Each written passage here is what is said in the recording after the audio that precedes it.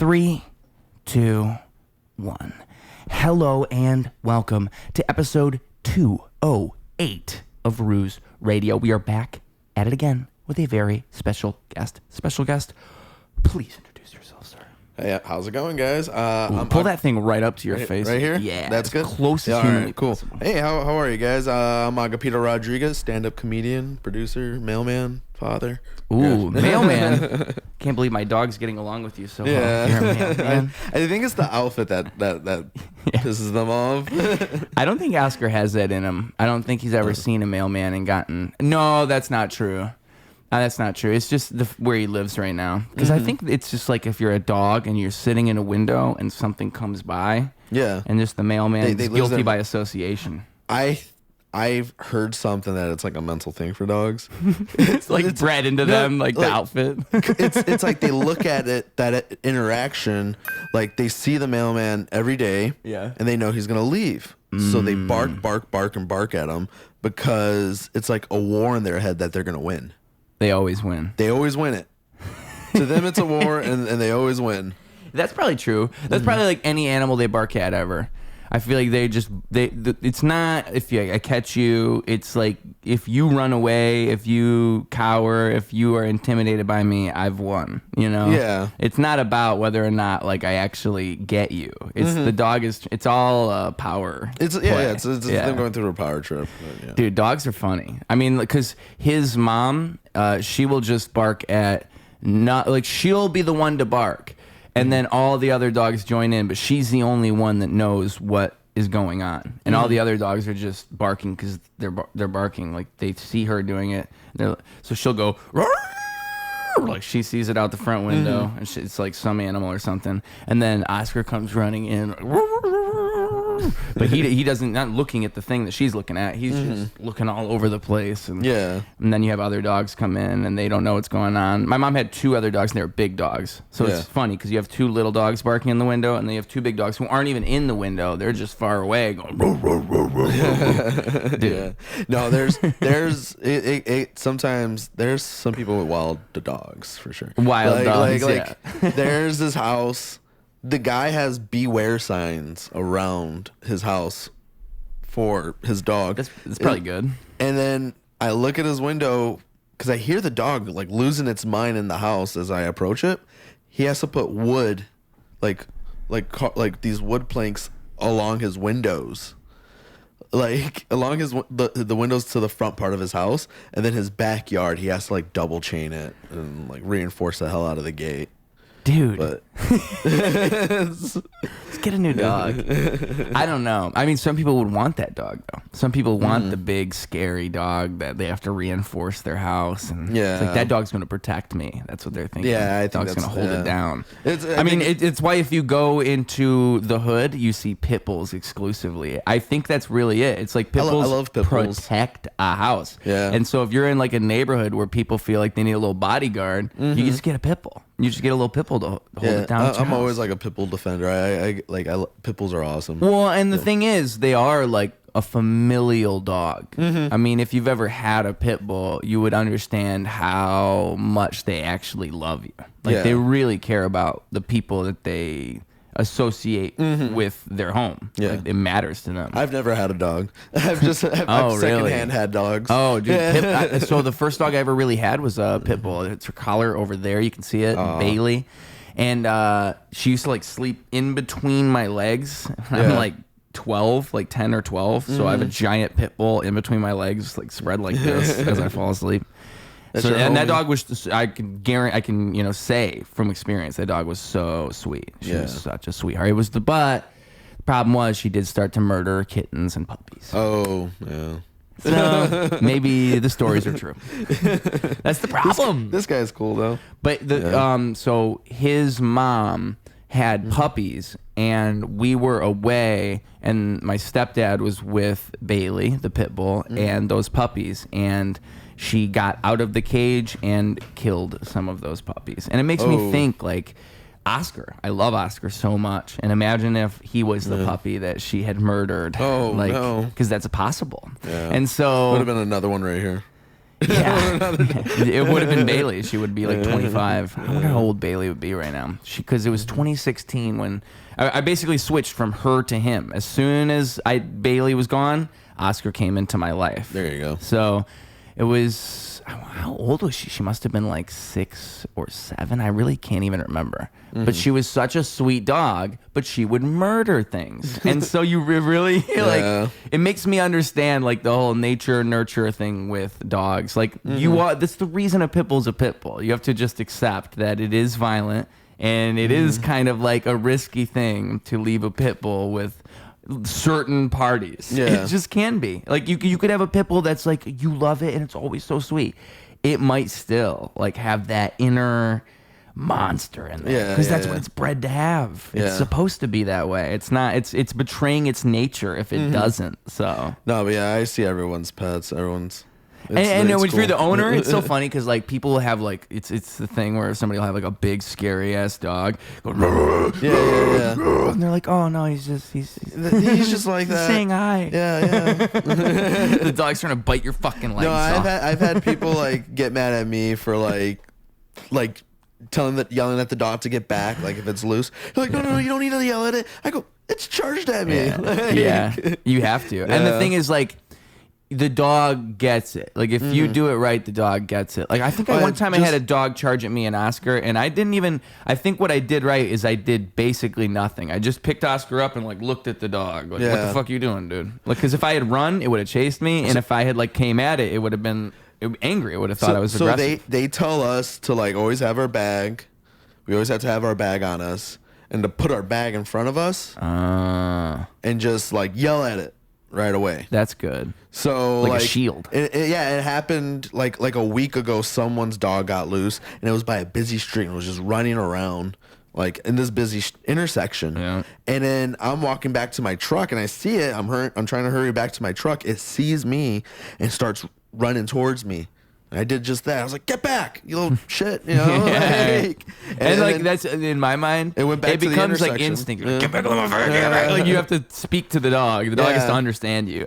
Yeah, just real quick, just do that, and it went away. Yeah, I got the message. And I hope it's okay. Yeah, I mean, like, it's a shame because where I used to live, I had a neighbor who would just always have his dogs running around. It's like, dude, like, come on. Like, your dogs are running around the neighborhood type of thing. Yeah. Like, come on, dude. Like, it becomes a problem at a certain point. You can't just have your dog running around the fucking neighborhood. It's a big-ass dog. Because I would have my cat out. My cat would get outside all the time. So I'm thinking, like, dude, like, my cat's perched up on the thing staring at the dog. Yeah. I remember one time I got home and the dog just shows up. I'm like, oh my God, what the fuck? Yeah. The dog's just in my yard intimidating my cat and shit. And also, it was a nice dog, but my cat doesn't get that. My cat didn't vibe with that dog, you know?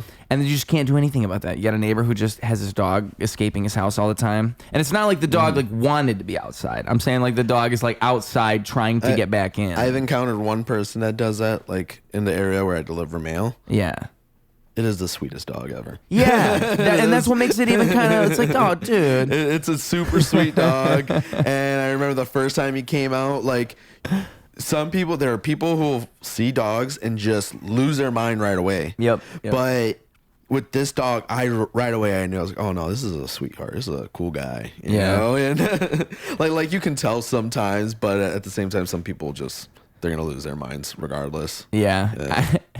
I remember with Oscar one time because it was that same house I lived at where it's like, okay, so there's a yard that's next door where there's a path that goes through the yard. So like people will walk through that path to go to another place, right? So they're going through the yard next door when there's no fence or anything. So it's like all connected. So Oscar's running around the yard and someone's coming through the path. And so they see Oscar and Oscar like gallops at him like he does. And they just go, ah! And just like start running. And I'm thinking like, dude, that guy must have some deep-seated fear of dogs because he is the least intimidating dog that could have ran at him. He's a cool guy. Like, I would never be afraid of a dog like Oscar. Ever. And he doesn't appear threatening at all. Even if he's barking, I'm like, dude, this is not a dog that's trying to hurt me. You know, we were before you were recording, we were talking about movies. Yeah. You know the dog that was in Silence of the Lamb? Oh yeah, It's the same dog. It was in Rush Hour. famous dog. Yeah, he was that dog was like in like 3 or 4 movies. Like I can't remember the other few, but like There's I a was like, few wow. famous animals though. There's famous monkeys too. I know there's a bunch of monkeys that were in a bunch of movies. There's a famous owls. I want to say like Famous there's owls? yeah. There's not very many owls in Hollywood. Like you think Yeah. about it, how many are they going to cast? It's not too many. Turtles. I know there's famous turtles. Like Yep. on Breaking Bad, there was a turtle that had appeared on a couple other things. The same turtle that like the head was on. Yes, Okay, yeah. that's the turtle. Yeah, yeah. You remember, but I can't remember what else the turtle was on. You know, I just remember like reading that in trivia. Like, oh wow, it's a famous turtle. I wonder if they let Danny Trejo keep that. the head. The head, yeah. That would be I would want it. cool. I would like, hey, give me my head. Give me my severed head. Imagine having a severed head of yourself in the corner of a room as a decoration or something. That'd be cool. Like, that's me. Yeah. Just hold it up sometimes. Imagine seeing that when you're sad. Right. Right. Like imagine if Danny Trejo was suicidal. I don't know if it would help or make it worse. He looks over, man. He's living the life. that could be me. he's that dude's great. Danny Trejo has had an interesting career, right? I think it's so funny that the machete character is like the machete character, but also canon in the Spy Kids universe. Yep. Just for no reason. And also canon in the Desperado trilogy. All right. This is like before cinematic universes were a thing. Like that was not even thought of. That's like that kind of like goes back to like I want to say Mark Twain started doing that, where characters appear and reappear in Really? other stories. So in the 90s, like in the indie boom, there's a handful of filmmakers that did just that. You know, Kevin Smith, Tarantino did it, and then also How Rob did Tarantino Rodriguez. do it? All his movies are all in the same universe. The biggest connection is the Red Apple cigarettes.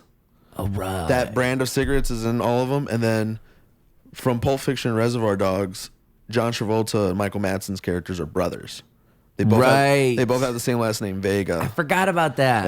Yeah. Yeah. And then the producer from True Romance has the same last name as I think Eli Roth's character in Inglourious Bastards, insinuating that that's his grandpa or great grandfather, something like that. So it's like he does a lot of stuff like that. Like I want to say Pixar does that too. yeah, one of the people, the grave that Uma Thurman was buried in Kill Bill, Yeah. that's a character that was brought up in Django. And it's like stuff like that. Yeah. But then Rob Rodriguez does that as well With what Machete. movies?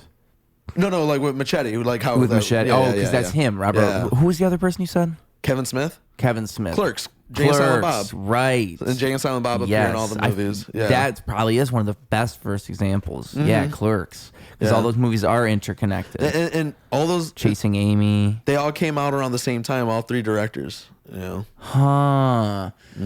Yeah, and I think honestly, what I think is interesting is I really do feel like Twin Peaks did so much for that whole. I mean, I would say Twin Peaks, and there was the show Oz. I haven't That was watched pre Oz. The Wire. I didn't see Oz, yeah. but that was right. That was before The Wire, and I would say Twin Peaks and Oz were the first shows where it was like, oh, let's talk about the weekly episodic dealings of this show and what's going to yep. happen. Yeah, I was just telling my friends last night, like Twin Peaks, the big deal of it is like it was like one of the first like primetime shows like that. Yeah, it's where you call it like a water cooler It's like show. one like long linear story throughout it. Yep, and water cooler show because it's like we're at work, we're at the water cooler, and we're talking about, oh, did you see the last episode of Twin Peaks? What do you Yeah. think's going to happen next? Yeah. I mean, definitely. Yeah, people were having like watch parties. Yep. And it was like one of the earliest, like for the internet, it was like one of the earliest shows, or probably the first one, where people would have message boards and grow like an online community of people trying to break it down and stuff. That Yeah. was one of the first times people started doing that. Yeah, and just damn, dude, that probably is connected to all that because that whole idea of long-term storytelling with a show and people actually It's having that standard attention now. span. Yeah. I mean, Marvel. I think Marvel. It was inevitable, but it's almost. They almost did. It's like Pandora's box. They just did too much with it, and now everything's a universe and everything's interconnected. And it was kind of better when it wasn't that way. But it was going to happen no Do you matter think what. that they should break away from the universe they made and just do like what DC's doing right now in the comic books with the absolute stuff? Maybe. I don't know That'd if you be could fun. do it now. I think it's we're just so conditioned as an audience to, Like all this is together. yeah, that's why I think Yeah. Pandora's box, like it's too late. They opened the box. Yeah. And it was going to happen because we were already heading that way with everything kind of becoming this connected thing. So Marvel doing that, I remember thinking when it happened, oh my gosh, this is so cool. Like Avengers is like a TV show movie. It's like I Yeah. saw all these other episodes and now I'm watching the episode that's finalizing everything. Yeah. But all the movies did work on their own. Yeah. And then the final Avengers movie, the end of Phase 3, really did hold up. Like they really did.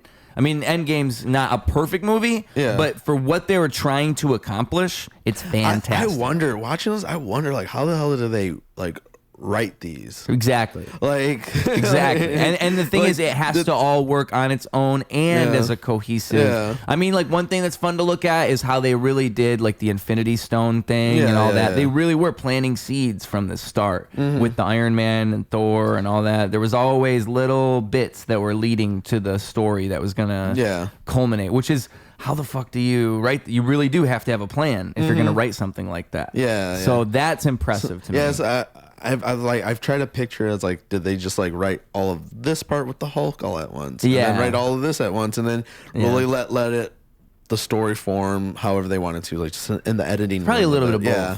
And the other thing I would say too, though, is like the problem with it is you could condition audiences to like, okay, a good example is the whole post-credit scene. Yeah. So a post-credit scene is not about the movie you just saw. It's I mean, sometimes it is, but primarily it's about teasing the next film. And that's what it's known for. It's like, oh, we're going to show you maybe what you might see next time. And you got to sit around through the credits to see it.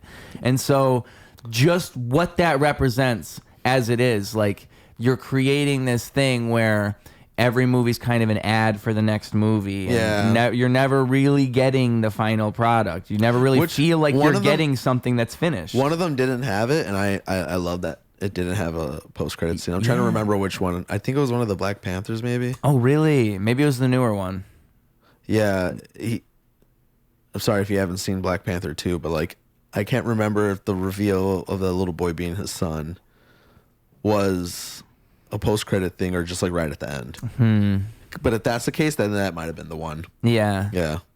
And a post-credit scene, I like what it is. Have you heard what they're doing with the new Avengers? I think so. With the whole Doctor Doom and the Sun thing? No, not that. They started filming the movie without having a finished script. So they're just. We were talking about Paris, Texas earlier. Did you know that's how that movie, they made that? He didn't have the script finished when they were filming the beginning. Oh my God. It's like when you get to the midpoint in the film when it's the whole like talking through the phone thing. Yeah. That's where he didn't have the guy who wrote the first half and he kind of had to like finish it himself. Oh, wow. And it's funny because you were telling me the ending, you weren't a big, but it checks made out. you feel some type of way. Yeah. I'm really infuriated with the ending of Paris, Texas. But that is how it was written. It was written like on the spot in that way. I'd like to give a quick shout out to John Lurie, who plays the manager of where the mom's working at. Mm-hmm. John Lurie is the man. Yeah. Down by Law. Oh, you ever seen that? No, I haven't. Dude, Down by Law. So it's Tom Waits, John Lurie, and Roberto. I'm gonna mess up his last name. Benigni, the guy from Life is Beautiful. Okay. So it's the three of them. They play prisoners that just escaped from prison, and they're trying to figure out, okay, where can we go now to be safe? But there's just this hilarious scene where Tom Waits and John Lurie are arguing with each other, and he says something to him. He goes, what the fuck you think you're doing here? And he says, my fuck? Like just him chiming in with their argument. It's just the best. My fuck. You ever watch Jim Jarmusch movies though? No. Jim Jarmusch is great. What ones do you recommend? So Down by Law for sure. Stranger Than Paradise is great. What genre are these movies? It was like early like 80s iteration of like indie films as we knew it to be like in the 90s. he really inspired like Spike Lee and even I'm sure like Tarantino for sure, because the way he likes to shoot his movies is like he'll just get one big master shot and just fill that one frame with as much as he can. Okay. But they're just like absurd movies typically. Like, but I like this one where he has Forrest Whitaker plays like a hitman who goes by the way of the samurai. It sounds funny, but it's a cool ass movie. Like, it's played serious. Yeah, it's fun. It's great. Yeah, it's not like a comedy. It's not comedic. And the soundtrack's done by Wu-Tang. Nice. And Way of the Samurai. Yeah. That's cool. Yeah. And this was the 80s? In the 90s. The 90s. This is in the 90s. He also, because I was gonna say Wu-Tang's 90s. Yeah. Yeah. He's also really good. Like he has like he makes a lot of like talking head movies. So it's just movies of just people talking. Okay. You know, like there's one called Coffee and Cigarettes where it's these like I think it's like 15 or 17 scenes with different people having conversations over coffee and cigarettes. Huh. I saw, Paul Thomas Anderson's very first student film is called Coffee and Cigarettes. And I saw him talking about like that in interviews. And he was saying, because his first movie too, I just watched it. I've seen all his movies except that one. I just finally watched it. I haven't watched Hard 8. Hard 8. Yeah, I watched it. It's funny. I was showing the movies on my computer. I deleted it right before you got here. Like I just watched it. I deleted it because I bought it legally, of course. But anyway, so I was watching that movie, and the beginning of it is a character and another character having coffee and cigarettes. And so it's the same exact thing he did in his first ever student film in that movie. That's cool. And in the interview, he was saying that if you, like, a good writing exercise is if you don't know what to do with the characters, just have them having coffee and cigarettes and write dialogue from there. Yeah. And something will happen from that. That checks out. And that's an interest. It's just, that's probably what he did too. It's probably just, what do I do with these characters? I don't know. Just put them all in the same situation and just go. Dialogue, right? Yeah. Dialogue, I think, is just such a big part of film. I think that writing, I mean, that's, for me, I've always been interested in writing, obviously. Yeah. But I'm just I can write in my own voice and I can create in my own, and I think that's what's so good about me is I can write a rap and it's so me. Yeah. And I've always thought it's funny, like when I'm dreaming, I can hear someone else's voice and I know it's in my head. Yeah. At least theoretically, it's in my brain and I'm creating the dialogue within my dream as I'm dreaming. So I am capable of speaking in someone else's voice somewhere in my subconscious because it happens in your dreams. Like it's like if you, I can't imagine being this character who talks like this and would say this, but if you have a dream and that character exists, then your brain came up with that. I always think of this David Lynch quote, and it's like something I tell people whenever someone says something about like, oh, I've been having issues writing. I think a lot of times, like, you know, if we come up with jokes, we're writing jokes, you know, I think a lot of the times it's not that we're having problem writing, it's like actually doing it. It's that we might not like what we're writing. Because I can sit down and just start going. Because I always think of this David Lynch quote, to get back to that, is he says something along the lines like, the moment you put a pen to your hand and onto the paper, whatever you put down is a gift from God. So it's like, if you just give whatever it is you're coming up with, some sort of like something will come. And a lot of the times I could write 10 jokes, but only end up trying one of them. Right. You know, because a lot of the times I just don't like other stuff. I'm like, okay, I'm coming up with this. I don't know about that. Kind of talk myself out of it. Yeah. But it's like it's just a matter of just like constantly doing it.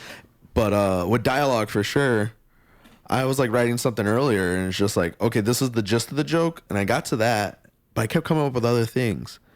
So just for the sake of writing and knocking it out, just keep going. You just keep going until you can't anymore. Yeah, you know? I never really get writer's block. I've noticed that I never really get like writer's block. I just like wait for the idea to find me. And I really do think that like that whole gift from God thing, I think that there is a profound wisdom in that. Like you are every single idea that you're putting there, like you really are like capturing something. If you think about it that way, you allow it to happen that way, and you think of it as a gift from God. I think it he says something along the lines, it's the antenna to God. The antenna? Yeah, it's like an antenna. See, that's almost even better. Yeah. I kind of like that more because it is kind of an antenna. I mean,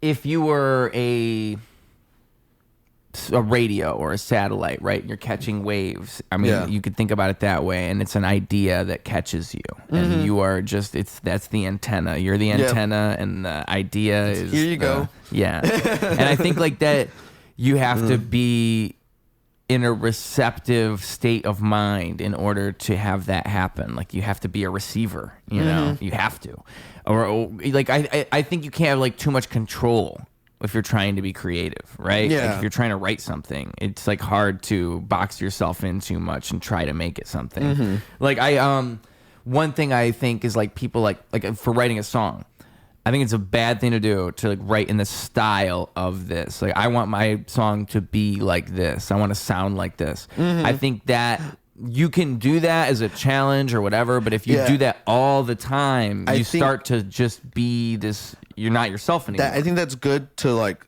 when you're starting something. Exactly. Because like when I started doing stand up, I definitely would sit down and go, "Oh, I want to write a joke," as like an exercise. Because I didn't take like no classes or anything, couldn't afford them. But I was just like, let me try to write my version of this of a joke in this person's style or in this person's style. Like just to like kind of have their stuff in mind, and like through that, I ended up like figuring out, oh, I can formulate something. Yeah. Now it's my turn to like after doing that for like my first maybe year.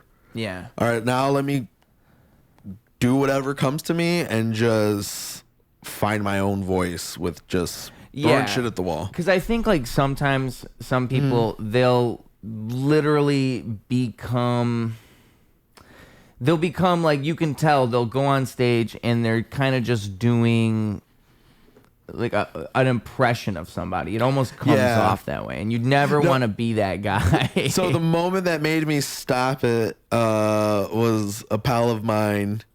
Never even talked to him about this comedian, but he introduced me to someone, and he was like, "Oh, he likes this guy too." I was like, "I've never talked to you about that comic." Yeah. You know, so I immediately thought like he caught that on stage. Well, from seeing me on stage. Yeah. He caught that I was like really like inspired by this person or trying to like write like them. So I was like, okay, the jokes I were doing around that time, I stopped doing all of them. And I was like, let me write something else. And let me be honest with me rather than going up and just doing these jokes that I wrote as like exercises.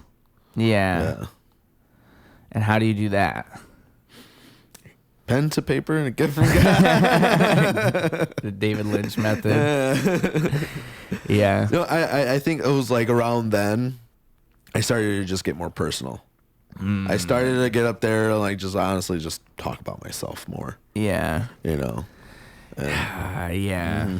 I mean, but like what you're saying, like that's definitely like a big thing, like because like you make rap music, right? Right. Yes. In hip hop, that seems to always be the case, especially with underground rap.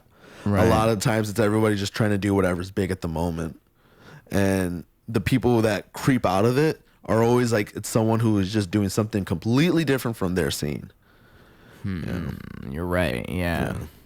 And I think that authenticity is something that people sense. I think that is, I mean, that's just the debate I have with myself all the time. I'm always thinking like, is it still the case that, because I think hip hop in the 90s and around the foundation of hip hop, it was more about raw authenticity and expression and individualism. And that's what being an MC and a rapper is in my mind. And that's what it was at its core.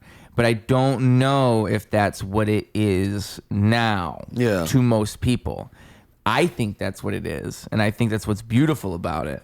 But it just makes me think like, you know, if that's not what it is to someone else, and I'm writing, like, in my mind, I'm writing the best rap of all time, like, this is what rap's all about, they might not even, if they're listening for something else. To them it's like a vibe. They don't even care about what I'm saying. I think a lot of times, like, what's happened now, unfortunately, well, not unfortunately, it's has its pros and cons, is like hip hop has been like popified. Yeah. I sometimes will call something like, someone like Drake or something hip hop, like hip hop. So there's like, they know a certain formula, and they know, like, it's calculated for what will be successful. Like in the same way that like pop music is. Okay, we know we can just, I don't know too like the technical terms of music, but like, oh, I know I can do like a rhythm like this. And then add this spice that makes it different enough so that we don't get sued. Yeah. And then go ahead, go for it. Yeah. Rap like this person that's also doing that. And I think a lot of that's happening. But it's just, I think it's something, hopefully it's just something that's going to pass. But at the same time, people that aren't as big and aren't going for that are still around, still making great music. Yeah. Yeah, and I think that's the thing, is it's just, there's probably just more. There's probably just more things. It's probably not that it's one or the other. It's probably just more of everything. Yeah. Which, for better or worse, because I just don't know. I don't know. Again, like, that's where the debate comes from in my mind, is if there's that oversaturation, there's everything. Like, is the level of success, like, is there another Eminem? Like, is there going to be another Eminem or another Kendrick Lamar, another, like, rap star that's going to come along? Or is that kind of over? Like, have we done that It's already? not over. I think those guys are singular, and then it's just, we just got to keep giving whoever comes up next a chance. I really hope and so. They're not going to be either or. They're going to be their own thing. Because the people I'm talking about, they're like rappers. Like, I don't mean like somebody who's like pop music and like doing like that. I mean like a rapper. Like, Drake doesn't count. Drake does not count. I mean like somebody who's like purely a rapper. I mean, like, you could lock them in a room for 5 hours and they can write like amazing songs by themselves. They don't need any help. You've listened to Mike? Maybe. Sounds familiar. I think he was on Danny Brown's recent album, but my buddy got me into him, and his stuff is really cool. The new Earl sweatshirt's dope. There's still a lot of great stuff coming out. Oh, yes. Yes. Zeloopers, he's pretty good. Zeloopers. And then, Danny Brown also. Yeah, Danny I guess, Brown's like, great. Yeah. it's just, I think more, I guess what it is that what like the being famous is even different now, because like to be a big rapper now is different than what it used to be. Like, to be the biggest rapper, I mean, like, to be the biggest rapper in 2010 was like to be Lil Wayne and be on every pop song and everywhere. I mean, it's different now. To be the biggest rapper in 2025, well, yeah, because now people get like there are people who give Kendrick crap for being on Taylor Swift's song. Exactly. Like, what was that, like 10 years ago? Yeah. He's on Bad Blood. Yeah. When my cup's like half full, that's when I go fill it. I fill it back up when it's half, because it's still got some creamer from the last pour. Oh, so because you ever try to put creamer in after, like, in the same cup? It comes out, it's clumpy. Is you put the creamer in and then you pour the coffee. That's exactly what I do. Yep. Because it's like if you were doing a latte, you're gonna pour the espresso and then you're gonna pour the coffee, because it, like, if you were to pour you pour the espresso, then you pour the milk, because if you were to pour the milk first, the espresso just kind of sits at the top and you stir it and it didn't really mix properly. But if you put it at the bottom, the milk, it all just spreads. I feel like baristas loved science class in like 5th grade. Yeah. It makes a difference. Well, I remember when I first went to a coffee shop and I was looking at the thing that's telling you it's coffee, then this, and I'm just thinking, why would you even do it in layers? Just stir it. You know what's a move I did lately? I went to Mr. Oscar. There he goes. Lately I had went to a cafe by my house and I ordered a sandwich, and I was just like, you know what? Let me get a shot of espresso, just the shot itself while I wait. had me jolted up for the day. I was good. Do you normally have shots of espresso? No, I don't know what made me do it. I would do a shot of espresso over an energy drink any day. I don't know what made me do it. I was just like, you know what? I need something to like, fidget with kind of right now. I like the shot of espresso. I mean, there's a reason that a latte is only 2 or 3 shots of espresso. Yeah. You don't need much. Usually when you buy a shot of espresso, I think a double is only like 50 cents or $1 more too. It's like 1 shot's $3, 2 shots is $4. Yeah. Something like that. So you might as well just do it too. Why not? Yeah. I mean, oh dude. And like, what is it? I think a regular shot of espresso is 80 milligrams of caffeine. It might be 100. Mm-hmm. I mean, caffeine and sugar are the 2 drugs that everybody fucks with. Oh yeah, yeah. Why not? Everybody. I mean, live a little. Everybody. Children. Everyone. And it's just socially acceptable. Just like have some sugar, have some caffeine. Who really cares? Like, oh, he can have Mountain Dew. He's 5. Who cares? My son's mother. I don't know what she said to him about Mountain Dew, but homie does not want to try it. She did something good. Yeah. She said she just explained it to him like some folklore, like German folklore. It's like Krampus. He's gonna come kill you. He's 11, so I was just like, you know what? I think it's time for him to have one. And he was like, no, Dad, I'm good. Yeah. Mom talked to me about it. I'm like, are you sure? I was like, having a Mountain Dew and then playing some video games is pretty cool. Wow. But that's just the old. You're bad influence. Yeah, I'm trying to influence him. Yeah. You're not giving him good advice. When I'm just trying to give him that core memory similar to like Halo 3 and a Mountain Dew. Well, the thing is, if I was his age, you would have got me. That's why I think it's bad advice, because that's exactly. I was the kid. That's how it got you. That's how you got Mountain Dude. I was in middle school and high school, and I would carry around a 2-liter of Mountain Dew in school. Like you're drinking an addict. Warm Mountain Dew. Yeah, I was the worst you could possibly be. I was carrying it in school, like a whole 2-liter, and I would like try to drink one a day. So it was a goal. Yeah. Now people do that with water. I remember when I was in college, I saw someone. They came into class, everyone had their water bottles or whatever. Homie had a gallon of water. No, it wasn't. It was just a regular gallon of water. And someone's like, why do you have the gallon of water? And he goes, it's the cheapest way to drink water. Cheapest way? As opposed to buying it? As opposed to buying a bottle of water. So regular bottle of water is what, $2, maybe $3? Yeah. The gallons, they're not in the freezer. You just go to the aisle where the gallon of waters are. They're like 99 cents. But it's the quality of the water. I don't think that water tastes as good. People say that there's no difference in, you buy this water, buy that water. There's a difference.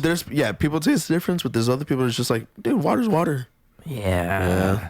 I mean, I'm torn because I do agree water is water. I mean, like, drink water, my brother. Yeah. Don't not drink water. People just make an excuse and then not drink anything. But I love those like alkaline waters, those like filtered waters. Oh my god! I'm a slut for some seltzer. Like some smart water, some seltzer. Oh yeah, it's just so nice. I mean, seltzer is like a cheat code because it feels like you're drinking soda, but you're not. Yeah, that's why I like it. Only thing is, I have a cardinal rule: no Limoncello LaCroix. Why not? It's so gross. I just can't do it. I love. Okay, I'll preface this by saying I love lemon cake. Okay. But limoncello is just gross. It's like it's liquefied, trying to taste like a lemon cake. Crime against humanity, you think? It's terrible. It should be Limoncello LaCroix should be illegal.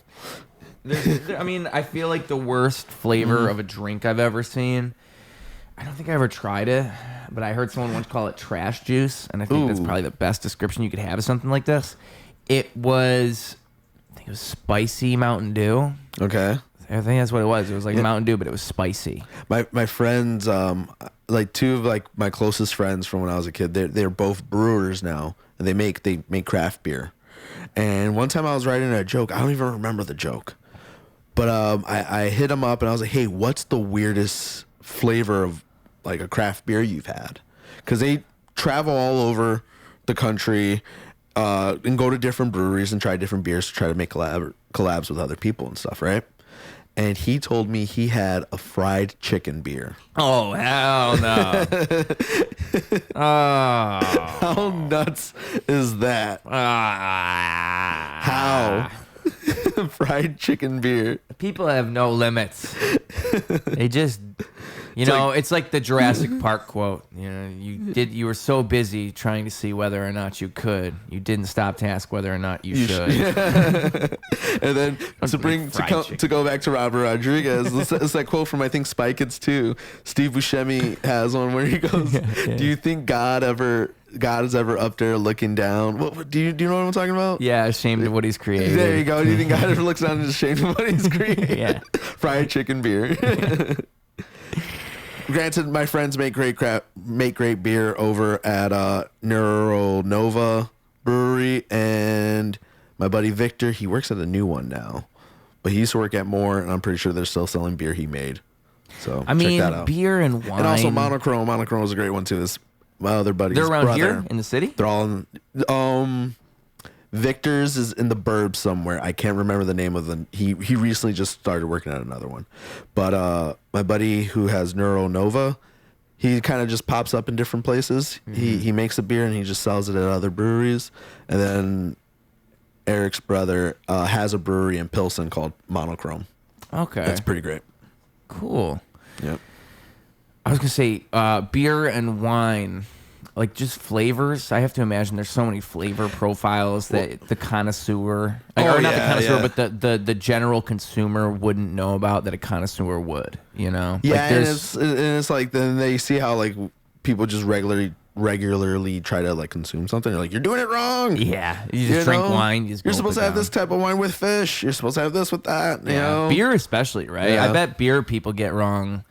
I don't know. That's a good question. Do people get beer wrong or wine wrong more? Like if you were a beer snob or a wine snob? I think wine. Probably wine. Because like depending on the wine, I've overheard people saying like, certain wines you can kind of have cold. Some are better to have like at a controlled temperature, whatever, or some are fine at room temperature. It just all depends. Or you drink it, you gotta let it breathe. I was with my friend once, and I remember he was visiting. So he's visiting the city. He's out on the town. In his mind, he's gonna have a drink. You know what? I don't normally have wine. I'm gonna have wine. And him and I went to. I'm not gonna say the name of the place, but I went to this place, and I was thinking, like, just I had seen the name a bunch of times, and I was thinking, oh, like this is gonna be a nice pizza place for me to go. Mm-hmm. It's gonna be some good pizza. And it looks like they have like a nice little menu. And then when I went in there, I quickly realized like, oh, this is more like a bar that serves pizza. Like this isn't like a pizzeria. Yeah, this is sometimes a bar. Bars that serve pizza, it's just oven pizza. Yeah. It's frozen oven pizza. And that's what was going on. So I quickly kind of realized that, but I didn't want to let my friend down, because I could tell he thought that we were doing something special. Yeah. And then like he wanted to order wine, right? He was like, Jax? Wow, it's like DiGiorno. Because it is DiGiorno. But it's not delivery. It's definitely not delivery.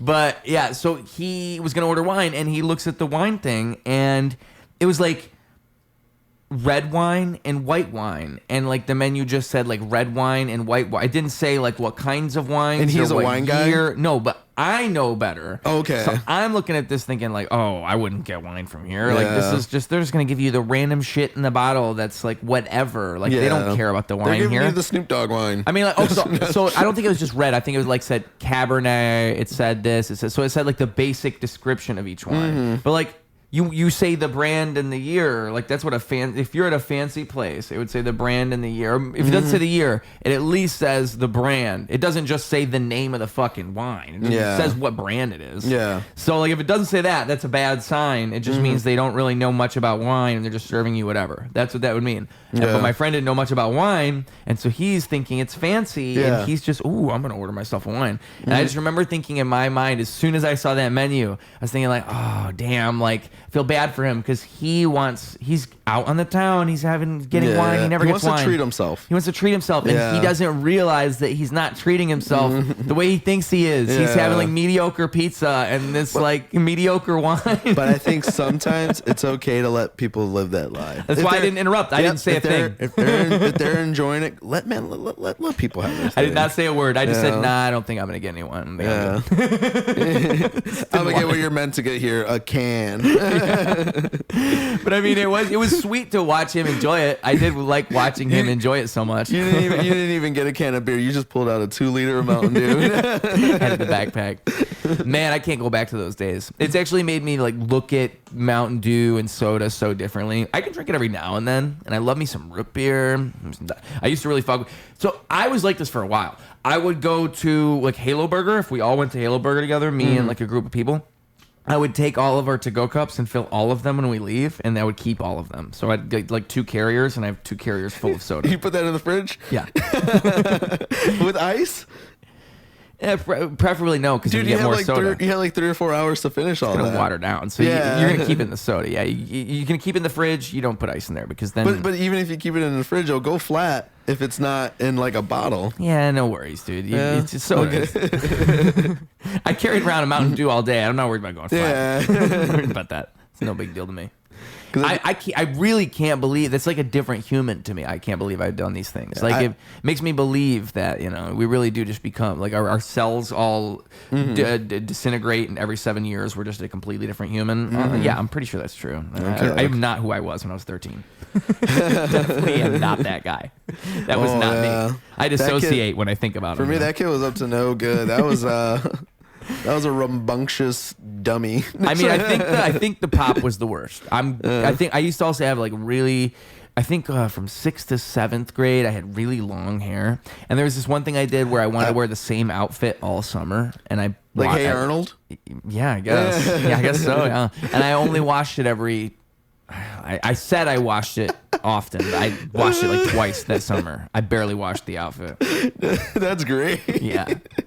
You were a cartoon character. I don't know. 2 liters, same outfit every day. Dude, I don't know. And I it made me who I am, so I'm glad no one really stopped me. I'm glad I had the freedom to do all these things, but wow. You know what? When I was that age, I was able to kick myself in the forehead. And that's kind of what I became known as when I was a kid. That's impressive. People going, hey, Petey, like this? Yeah, like that. Yeah. Okay. Petey, kick yourself in the forehead. I'm like, all right. Want to see me eat it? You want to see me? It's like Steve-O. I've heard him say like, "Oh, I used to drink bong water at parties, and that's how." Yeah, exactly. It was that was like his first trick. Yeah, the thing is, I was like just like a goofy ass kid. I'm like, oh, you want to see me eat a raw egg and then do it 5 times in a row? People love that shit, dude. Especially children. Yeah. I mean, as an adult, it's a little harder to sell that at a party. I remember one time, it was years after this. I was probably so I would do that from like 13 to 16. That was my thing. I was 20. I want to say my son was already born, or his mom was pregnant with him. But I was like going to my mom's one day for something, and someone on the corner, I didn't see who it was. I saw it was like 2 people, but I wasn't able to recognize who it was. Till this day, I don't know who. But I just hear someone go, "Hey, BD, what's up?" And I'm the type of like, "Oh, hey, how's it going?" Even if I don't know who you are. Right. I go, "Oh, hey, how's it going?" And then they just yell, "Kick yourself in the forehead."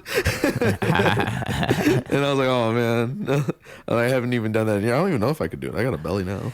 You probably could still do it. Probably. It's probably muscle memory. Yeah. Built inside of you. Something. I would just have to like lower my pants maybe. I think that's like that's something that you gotta bring back for the real ones, like the people who really know you. Like when you're big and famous at the end of your special, you could close. That's your closer. You kick yourself in the forehead. Yeah. Like, or just have someone yell it out from the crowd. Yeah.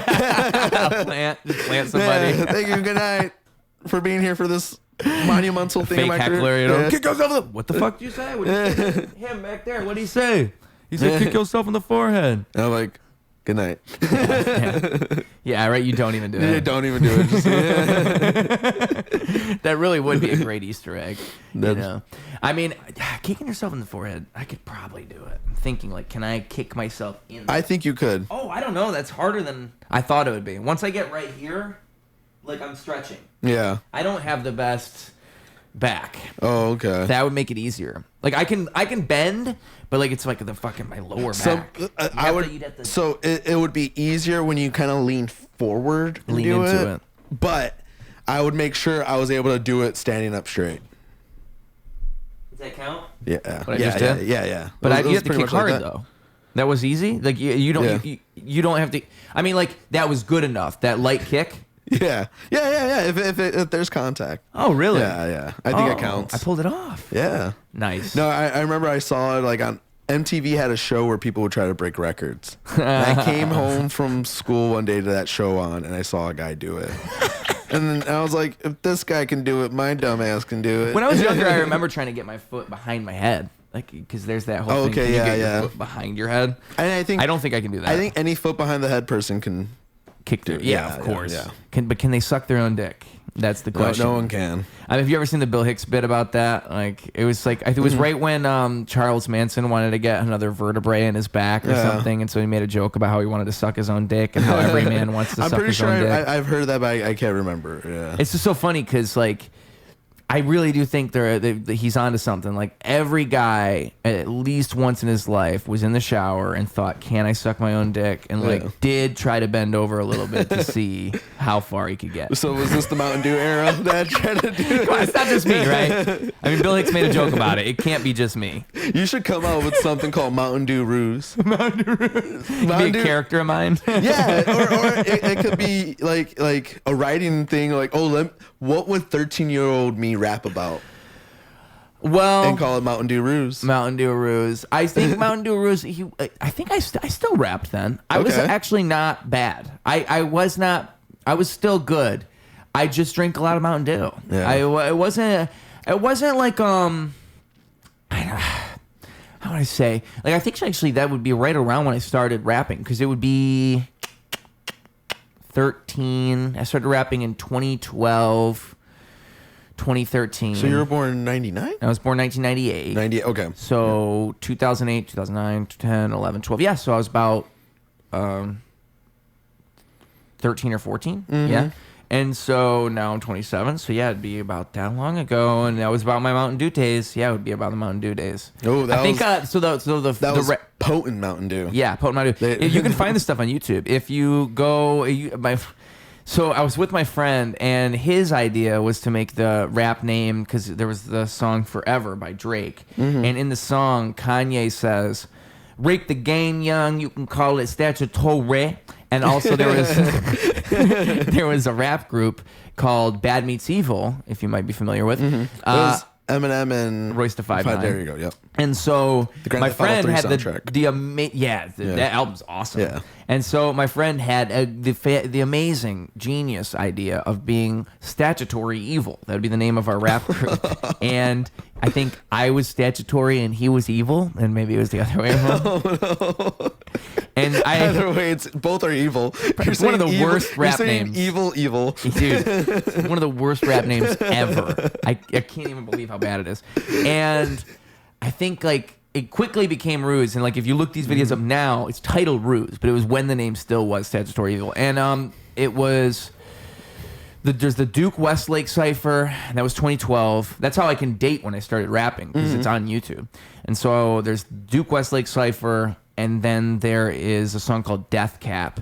And those are Mountain Dew era me. So I wouldn't say that they're like, they're lyrically bad. It's just that they're like, it's just obviously a 13-year-old. So I think like, how did I start to rap? I go over the hedge, I go hammy, and I'm not going to stop like a driver with no damn feet. These pansies are in their prime, but for some reason... most can't see that half of these assholes are nothing. Well, at least compared to me, with the style smoother than butter, I'm dirtier than dubstep. If this world was my stepbrother, I'd have teabagged his drum set. It's a new that's great. It's a new year. Yeah. Still killing pussies like a dumb vet, and I honestly don't care if you want to call this a comeback. I'll get my song stuck in your head like a lyrical endorphin. If If you don't like me, you're pulling a straight up Charlie Gordon. In 10,000 years, my rhymes will be the second Book of Mormon. Wayne made it rain, but check out my brain. It's storming. Can't stand hearing him scream, so I hurried up, grabbed a fork, and ate what the rock is cooking, so I don't have to explain it again for him. I can't stay the same forever. I ain't an Orton, and I'm more than a Who. More people gotta hear me than Horton. I'll get my song stuck in you. Oh, dude, what comes after that? I know there's another thing I say in there, like wood to the. What is it? Did you like I don't know. Did you like Camp from Childish Gambino? Childish Gambino's great. I never really got too into. I never really got too into too many rappers around that age, but I like Childish Gambino a lot. Around then, that album was like really important to me, and then I I was around then I was like really into like Odd Future and Childish Gambino. Yeah, I guess it would be that era, right? And then it was really tough to be into them because everyone's like, oh, Tyler's just the Ada Roach, weird, funny guy. Yonkers. And then Childish Gambino was like, oh, it's the sitcom actor who's trying to rap. Yeah. But then when Childish Gambino came out, it took me forever to listen to Because the Internet, because all the people that like gave us shit for liking Camp are like now saying Because the Internet's the greatest album ever. And it took me like 5 years to listen to that album. So fucking great. I mean, yeah. Well, if you like rap for those reasons, right? Because that's what I was saying before. It's like I always wonder, like, if that's still alive and strong, like the lyrical side of hip hop. Because somebody like Childish Gambino, his artistry is ultimately what makes him so strong. Same thing with Tyler, the Creator. They're just so good as artists that is like, it's not even just that they're a good rapper. It's that their artistry and their vision is so strong. Yeah, like everything, like the way like they're like auteurs to rap. Yes. You know, there's a whole package to them. I think that's what's so sad about Mac passing away, is that Mac was really blossoming as an artist. Like Mac Miller, he was in this phase where he was really transforming. I was never really like that into him. I got it. Yeah. But it was just like, I think I was just really into like the other stuff I liked that like, I just never squeezed him in. But I mean, did you just listen to his early stuff compared to his later stuff? I heard changed something, so much. I remember like the stoner kids that I hung out with in high school were really into him. And I remember I was really into My Morning Jacket, and they played a song where Mac Miller sampled My Morning Jacket. And they never wanted to check out My Morning Jacket. But I was like, you guys already love a My Morning Jacket song. He samples it. Yeah. And I think that pissed me off. That made me not want to listen to Mac Miller for a little while. It'd be like liking Snoop Dogg and then not wanting to listen to any R&B, like any of the songs that made Dr. Dre and Snoop Dogg who they are. But I actually met Mac Miller one time. Very briefly. Me and my cousins, when we go to Lollapalooza, well, when we were younger and we would go, we would sometimes, like, if the headliner was like one of our favorite bands, we would get there early for when the gates open and just run to that stage and stay there for a front row spot for whoever's headlining. And we did it for the Chili Peppers one year, and before the Chili Peppers came on, we see Mac Miller. Wow. And to this day, my cousin can't find it, but I'm pretty sure my cousin took a picture with him. And then he looked over at me and shook my hand and looked me dead in the eyes. And it was like, this sounds very, like, it was just like a very intense, like moment that someone just looked at me like that. Yeah. Like, he just really made you feel like, oh, you're here, I'm here, like, type of thing. Yeah. It wasn't just a very brief, hey, how's it going, how's it going? No, he, like, did that to everyone. You have to imagine that, like, when you have that level of influence, you really start to feel that, right? Like, the way that it's like, that's like why they say, you know, the way you react to power and all that is really a sign of who you really are. Because it's like if you turn away from people who are excited to see you and you just get pissed off, that's the worst thing you could do. He didn't do that to anybody. Exactly. And it's just like, I remember that leaving like a huge impact on me. And I'm like thinking like I remember after I was like, man, I really like that. And guy. that's exactly like, why I that say was really that, because cool. you remember that stuff. I mean, if is someone like him who has that effect on people, you if you always are conscious of it, you really do affect people that way. People remember that. They're like, oh shit, you know, he's famous and he like gave me time and looked at me and appreciated me. He didn't treat me like I was lesser than him. Like people remember that. Yeah, when I think back on it, it's like it kind of felt like everything kind of like went quiet for a quick second. I remember when I saw like, Hobson, the rapper Hobson, around 2011, 2012. He was somebody I liked the Illmind Hobson songs when those all came out, when that was all happening. And I remember I went to see him in Detroit with my cousin, and it was like he had come out and around the corner, and he had the white contacts. And so I just remember he looked at me and made eye contact with me for maybe a second, and I just remember going, oh, like that's Hobson, that's Hobson. Well, I think today I just saw my Facebook memory. Like 2011 today, so 14 years ago, I met Tyler the Creator. Wow. At Metro, and all the other guys. It was an Odd Future tour. Goblin had came out, but they were still touring as Odd Future. It was like all of them except for Frank and Earl. Okay. And their bus pulls up. I'm the only person in line, and the members come out and they go into a van because they would pop up in the city, park up at the venue, and then go skate around the city until showtime. So the rest of the members are going in, and I think they saw me and thought I was just wanting to meet Tyler, but I wanted to meet them too because it was like Left Brain and Haji, Mike G, Damo, and Jasper came out and did this to me. But like I was too nervous to say something to them, and I think I just like did like a quick hi. But Tyler came out, and when Tyler finally came out, the first thing he said when he saw him, he went, "What's up, asshole?" And then he signed my CD. When he signed my CD, he was like, "What's your name?" And I was like, "Oh, Petey." He was like, "I'm gonna write P-T." He wrote P-E-E and then a T under it. Yeah, P-T. Yeah, and then like it was the Goblin, like the deluxe edition, like the 2-disc one. He drew a dick by his face and then wrote "I kiss N-words" on the face. And that's probably like my favorite autograph I have. That's funny. Yeah. Was that before he came out as gay? Or after?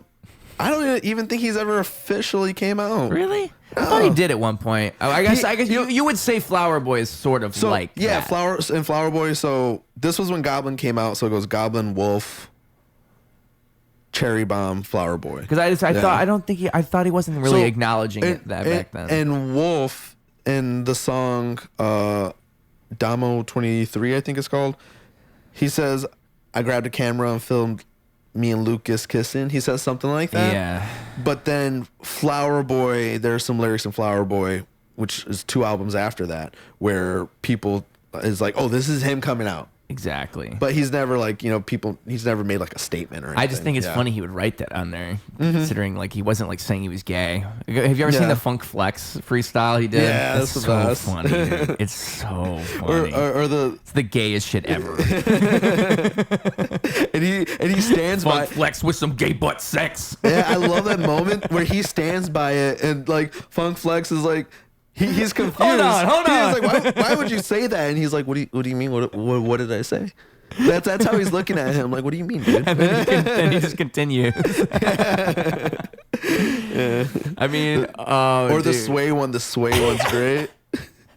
Is the Sway one? Is it the same? What does he do on the Sway one? He's not doing a gay freestyle. I think is it Odd Future? Is it? It was him and Jasper were in that one, I think, and maybe Mike G.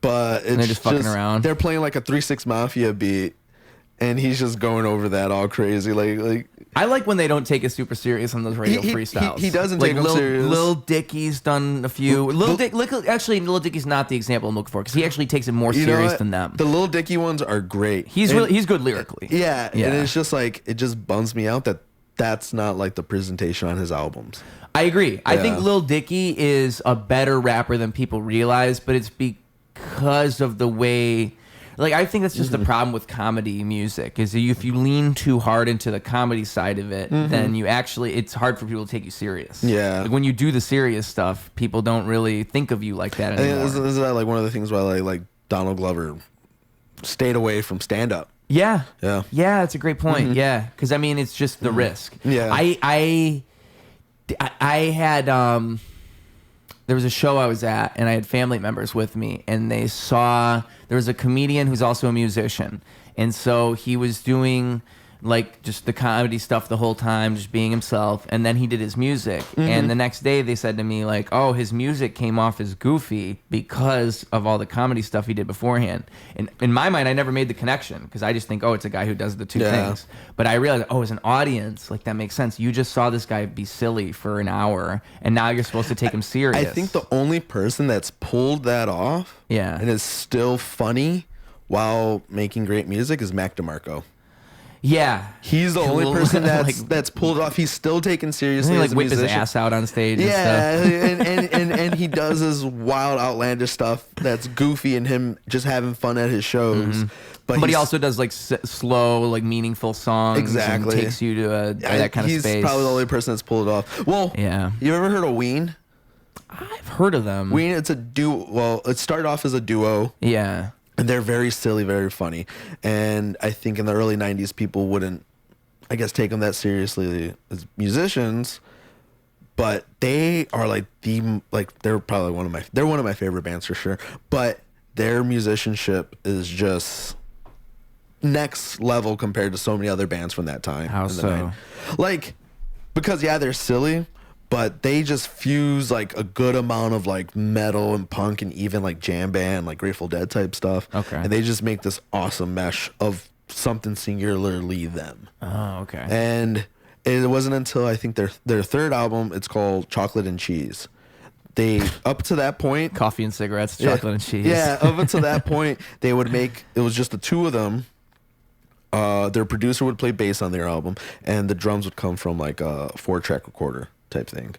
And come this fourth album, like those first two albums are very strange. Love them though. Yeah. They're still great albums. But come Chocolate and Cheese, they're like, no, let's get an actual band together, hunker the hell down, still be goofy and silly in some way, but be very serious with the production itself. Uh-huh. That's how it comes off. And it's one of my favorite albums. Huh.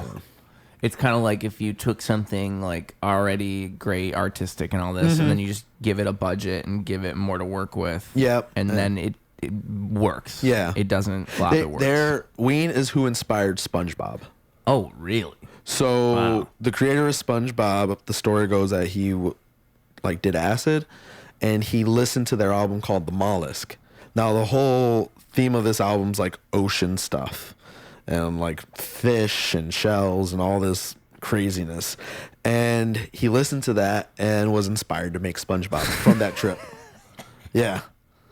What was the other? Adventure Time was inspired by acid or something too? It was Regular Show. Regular Show. Apparently he said, old boy said he saw Mordecai and Rigby during a trip. Apparently, I never knew that about SpongeBob though. Yeah. Wow. In the end of the SpongeBob movie, that's like a big song of Ween's. Ocean Man.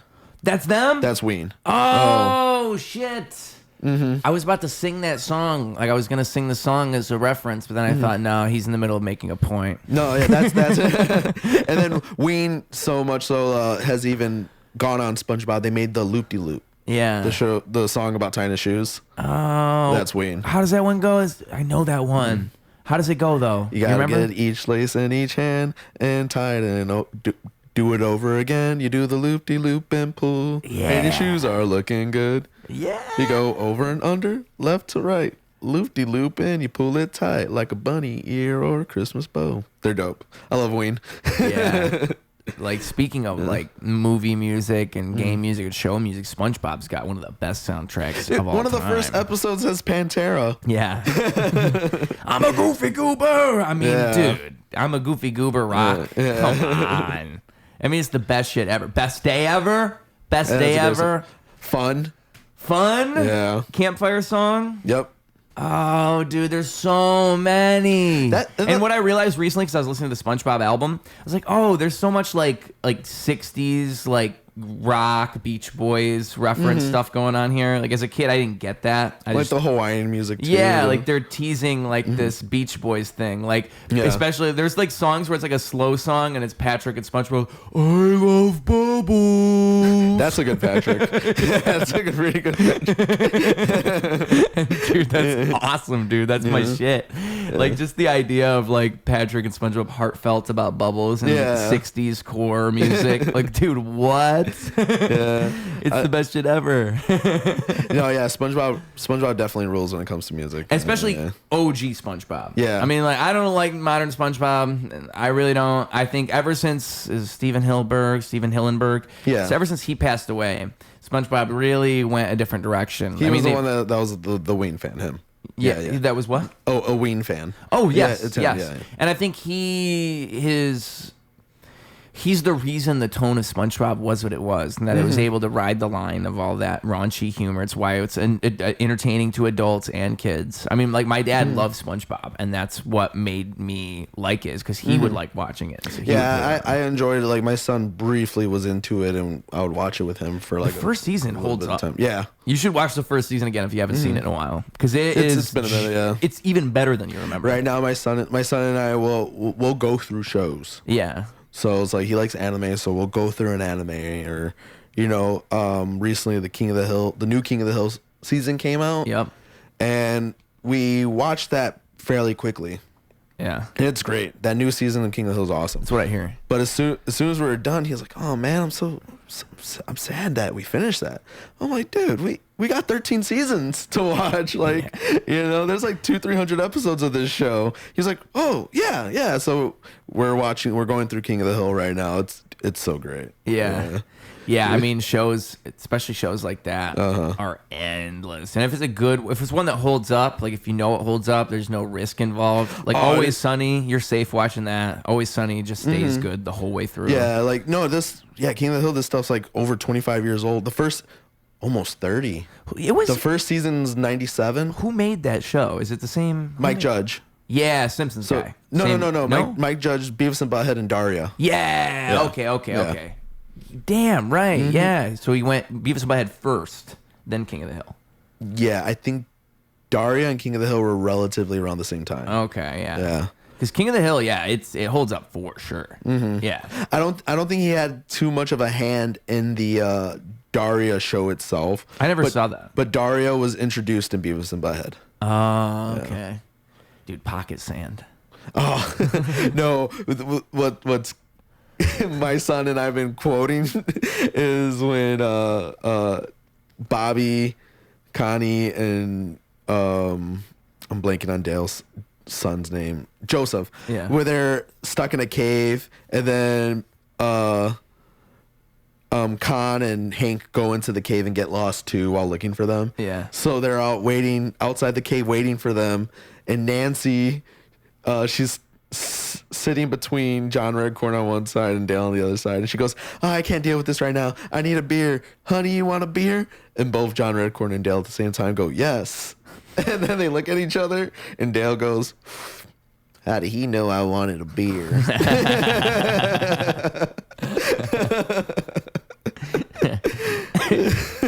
What's funny about Dale too is like he was a conspiracy character before that was like a big like archetype. Oh, and like now you see it in everything. It's always like, oh, conspiracy guy with a podcast, da. Like he was that before that was. They play into that perfectly with the new season. They do? Yes, they go right into it.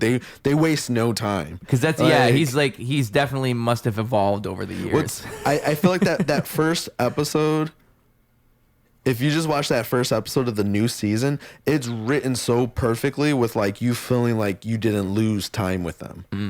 Like it fills up what they've all been up to just by them speaking to each other and kind of catching up. Yeah. It's done so well. Yeah. It's hard to revive any show. I think it's just done badly so many times that...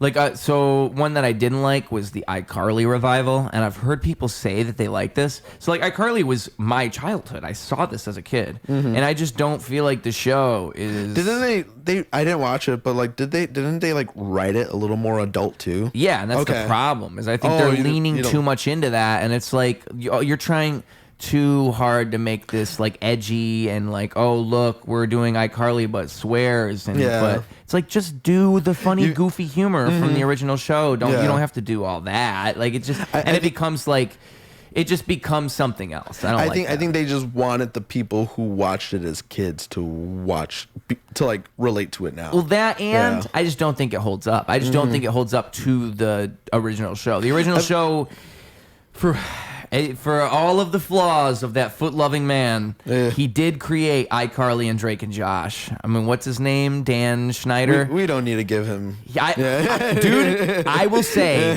when I went back recently and watched some of the OG Drake and Josh, OG iCarly, I do think that guy's a freak. But I love those shows. I just love the show. I can't, and I know it's like it's his weird brainchild. It's like when Quentin Tarantino's throwing the feet right up on the screen, and you're like, Quentin, don't do that, dude. You're making us feel weird. But you're great, though. To add to that, he wrote From Dusk Till Dawn, cast himself in it, and he made his character be the one that Salma Hayek put her feet in his mouth and poured tequila into. That dude... That's exactly what I'm talking about. You're watching it and you're like, you gotta do that. You gotta do that. In a couple more years, No Diddy's gonna be replaced by No Quentin. Like No Quinny. No Quinny. Yeah, man. So Drake and Josh holds up. Drake and Josh even more so. I like Drake. Drake and Josh is like one of the best shows of all time. Did you read Jennette McCurdy's book? No. I just am afraid. So this is the thing. For one, I think, from my understanding, Dan Schneider's weird, but I think most of what he's done publicly, like that's proven, he's just acted weird. It's not actually him that's done anything. It's the people he surrounded himself with. It's a lot of that. Yeah. And that's where Jennette McCurdy's accusations come from too, right? I don't think she doesn't accuse Dan Schneider of anything, does she? Yeah. Oh, she does. Yeah. See, I don't know. I didn't read the book. It's worth checking. I listen to it because working at the post office, if I'm not listening to music or podcasts, I'll put an audiobook on. Yeah. And it's a pretty great listen.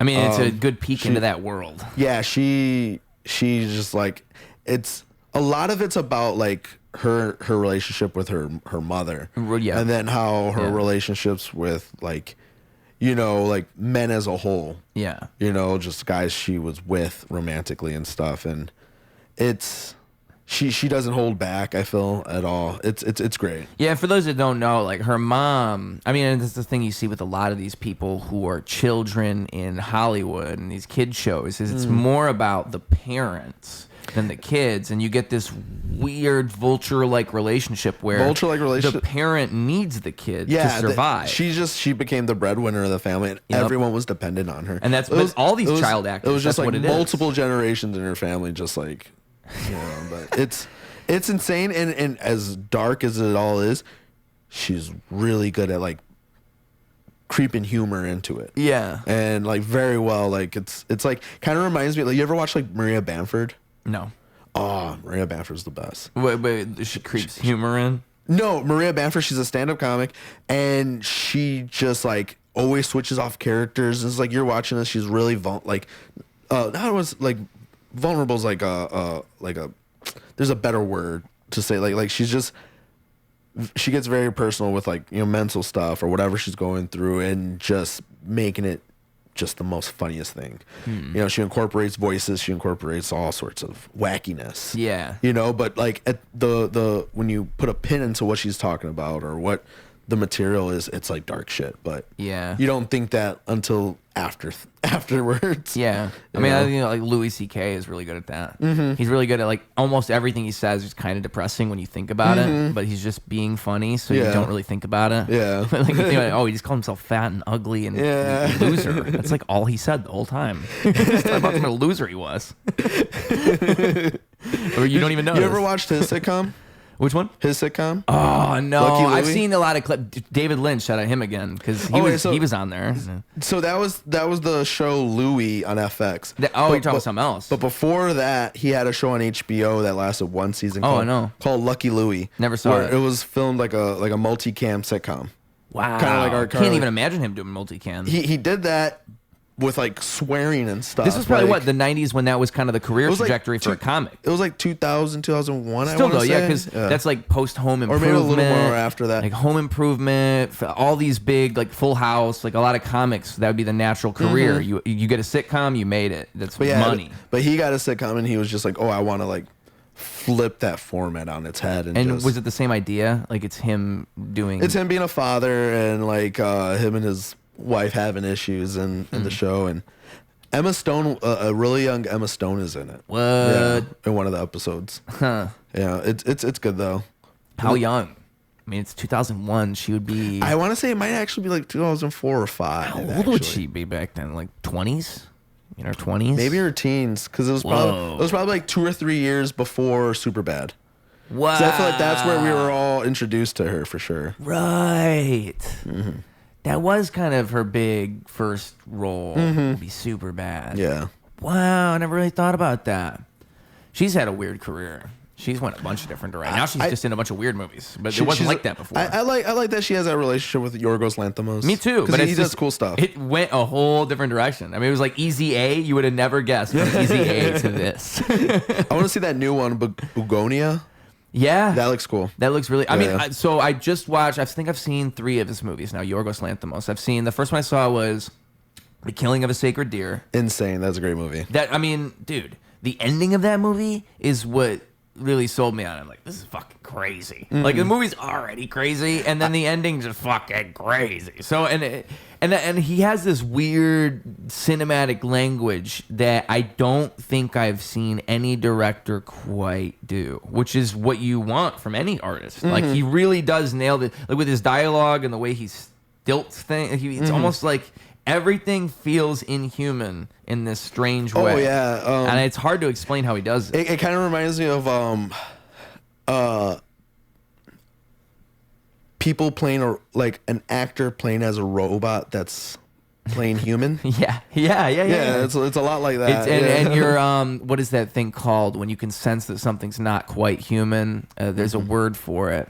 The uncanny valley. You get the uncanny valley. Say AI? No.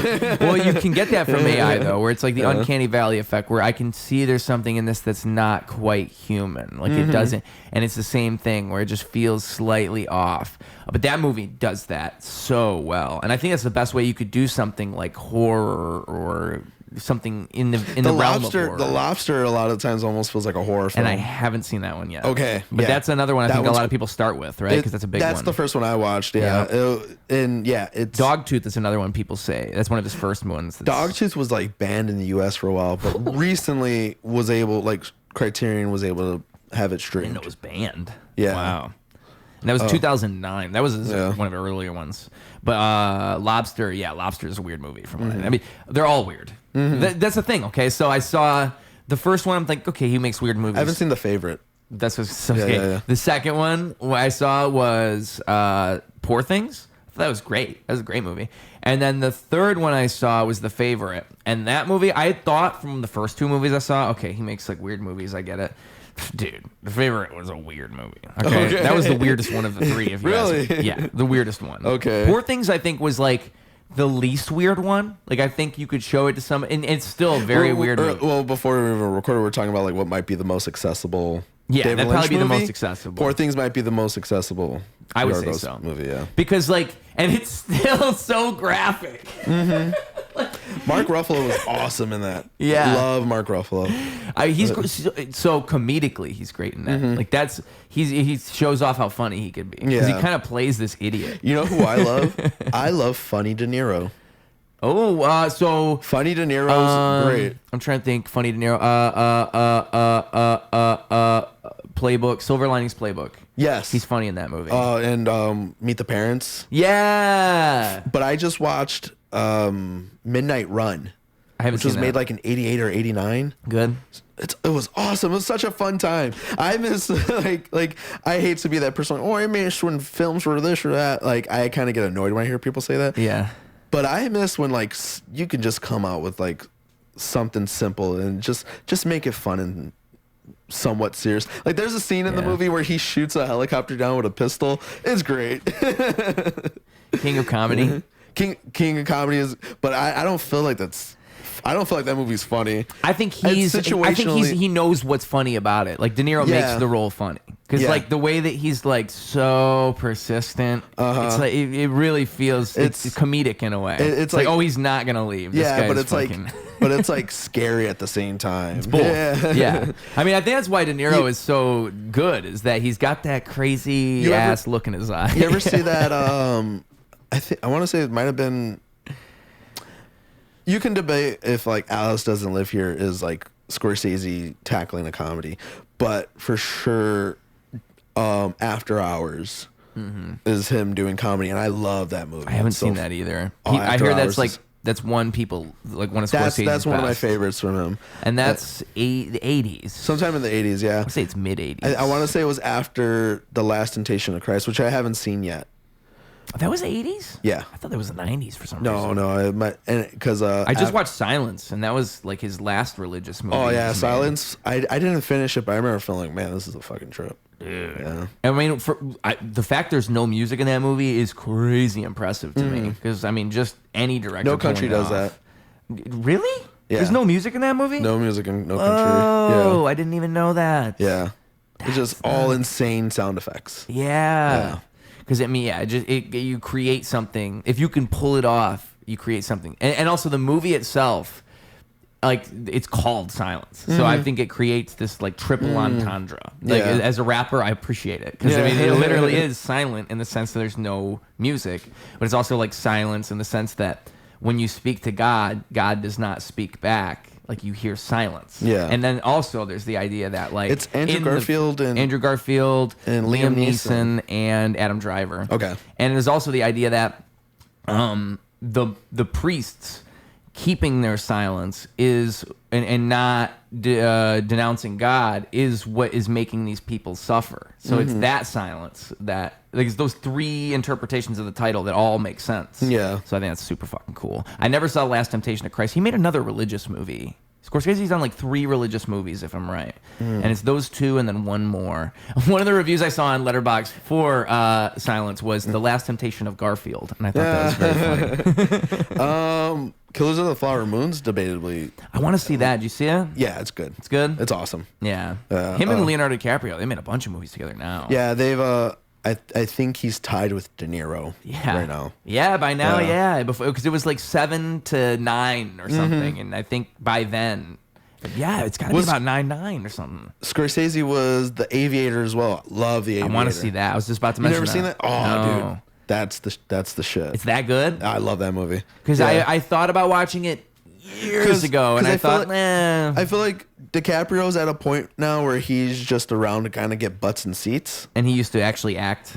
Well, he's still acting. He's still acting, but like movies like that, he's just he had not to prove doing himself back then. Yeah. In The Aviator, oh yeah, he proves himself in that movie. Yeah, it's great. But like One Battle After Another right now, like it's kind of like a joke in the movie itself of like him. He doesn't really accomplish anything. Nothing gets done because of him. It's because of everyone around him are the doers. He's just around. Yeah, and that's it.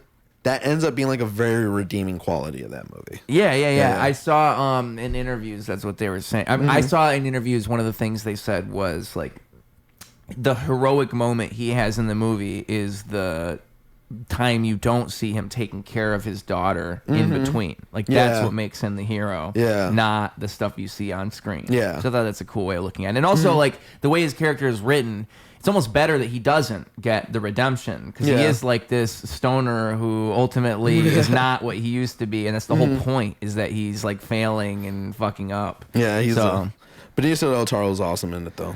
Yeah, dude, that whole cast is awesome. That movie was fantastic. I mean, that movie. I don't think Paul Thomas Anderson can do any wrong. I really think he's my favorite director. I think like at least my favorite modern. I just wonder if like if there's. I always wonder if someone makes like certain divisiveness in their stories, like how intentional is it? What do you mean? Like, for instance, like everyone's like issue with like the Tiana Taylor character. Like some people have issues with like maybe she shouldn't have been in the story at all, or But I kind of appreciate that like we never get to see women written like that exactly. Written like what? Like, not to spoil.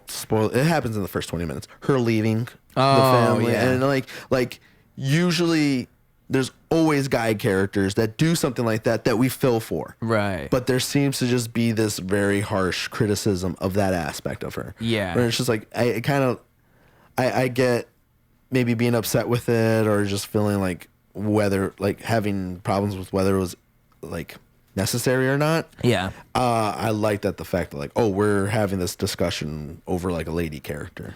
Yeah. I was like a little annoyed with the first couple minutes, but then I saw Wood Harris. And I was like, oh, I never get to see Wood Harris on the big screen. I was like, let me calm down and just let this breathe for a little bit. Yeah. I thought the movie did. There was a lot of interesting things happening in it. It's such a weird animal of a movie because I think it is inherently political. Yeah. And that's weird with Paul Thomas Anderson because his movies are never like that. His movies are always usually they're like a big.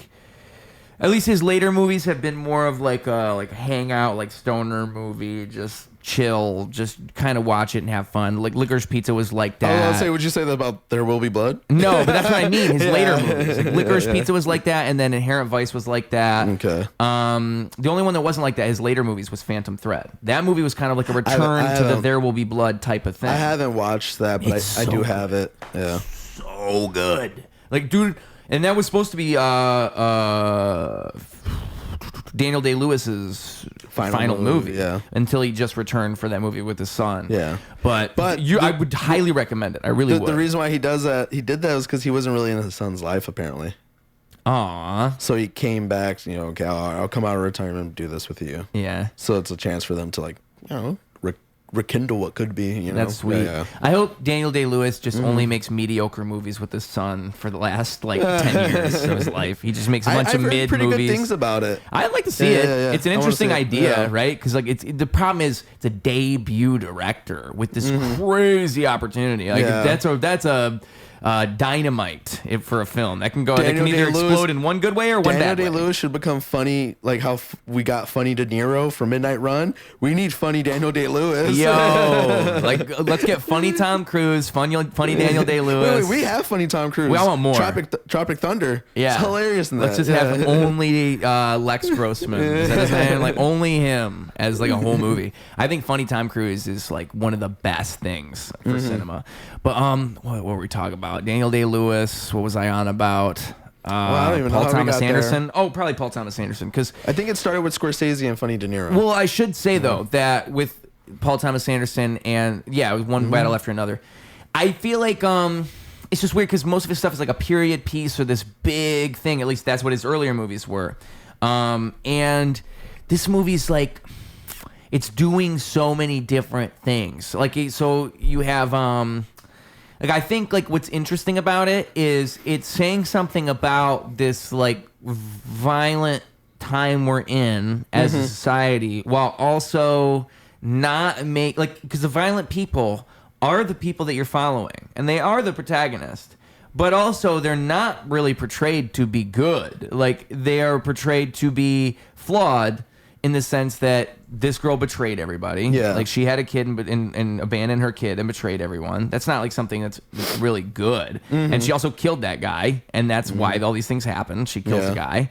And she also kind of didn't really react to the fact she was having a baby, and she was jealous of her baby. Like, that's something they play to in the movies. Like, she didn't like the attention the baby was getting. So I think that all these things are like showing you this is not a person that's necessarily like great. You're not supposed to love this person. You're supposed to see they're all like humans. They're all fucking up. And same thing with Leonardo DiCaprio's character. He fucks up the whole time. Yeah. And say like Benicio del Toro's character. He's probably one of the characters who fucks up the least. Yeah. But he's not like. I just think like the movie. He fucks up intentionally. Yes, he fucks up intentionally. Right. And so I think the movie like does this thing where the only thing I don't think that what I wish it did better. The only thing I could say is I wish that it took the Sean Penn character and didn't make him so cartoonish and so over the top. Because by doing that, it then makes it seem like you are picking a side. It like lessens the other qualities. Yes. Yeah. Because the movie's not picking a side any time other than when you're like, okay, these guys are But he obviously was- like cartoon villains. He's very great. He was oh, pretty dude, great. Sean in it. Penn killed it. He pulls off like the I don't know. He just I saw people compare him to like RFK. I don't really think it's an RFK thing he's doing. I don't know. It's just this whole like, I don't know, dude. I can't even do it. He sits really. One thing I noticed is he sits really erect, like in a way that's like I don't like. Like he's sitting like this at one point. I think it's just supposed to be unsettling. He's supposed to be unsettling, and he's just really good at doing that for that character in all aspects. Yeah. Sean Penn has an unsettling thing about him. Same thing with Charlie Sheen. Charlie Sheen's got, like, my mom pulled up a video of like Charlie Sheen greeting his ex-wife, and she was like, "Oh my God, I would be so embarrassed if I had been married to him." It's like, mom. But I could see what she was saying. Charlie Sheen's got, like, he's got those eyes. He's got eyes like this. Yeah. Like eyes that pierce into you like this. Tom Cruise has those eyes too, like that. And that laugh. That's what Yeah. Tom Cruise has. He's just that and that. Yeah. There you go. No, that. And then he'll ham it up. That's the thing. So like a Tom Cruise laugh is like, it's like,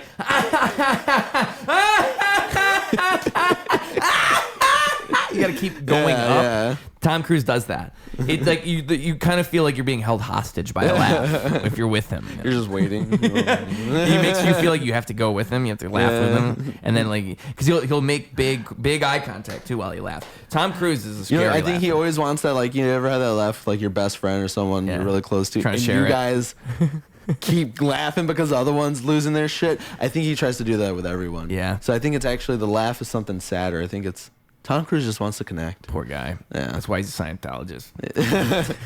That's why he does all his own stunts. Yeah. It's like he's secretly suicidal. Wants to live. He just wants to be alive. Yeah. I mean, yeah. Who else would do that? Who else would jump a motorcycle off of the side of a mountain or a cliff just because? And just have somebody else do it. I mean, I do think that Tom Cruise really does love movies.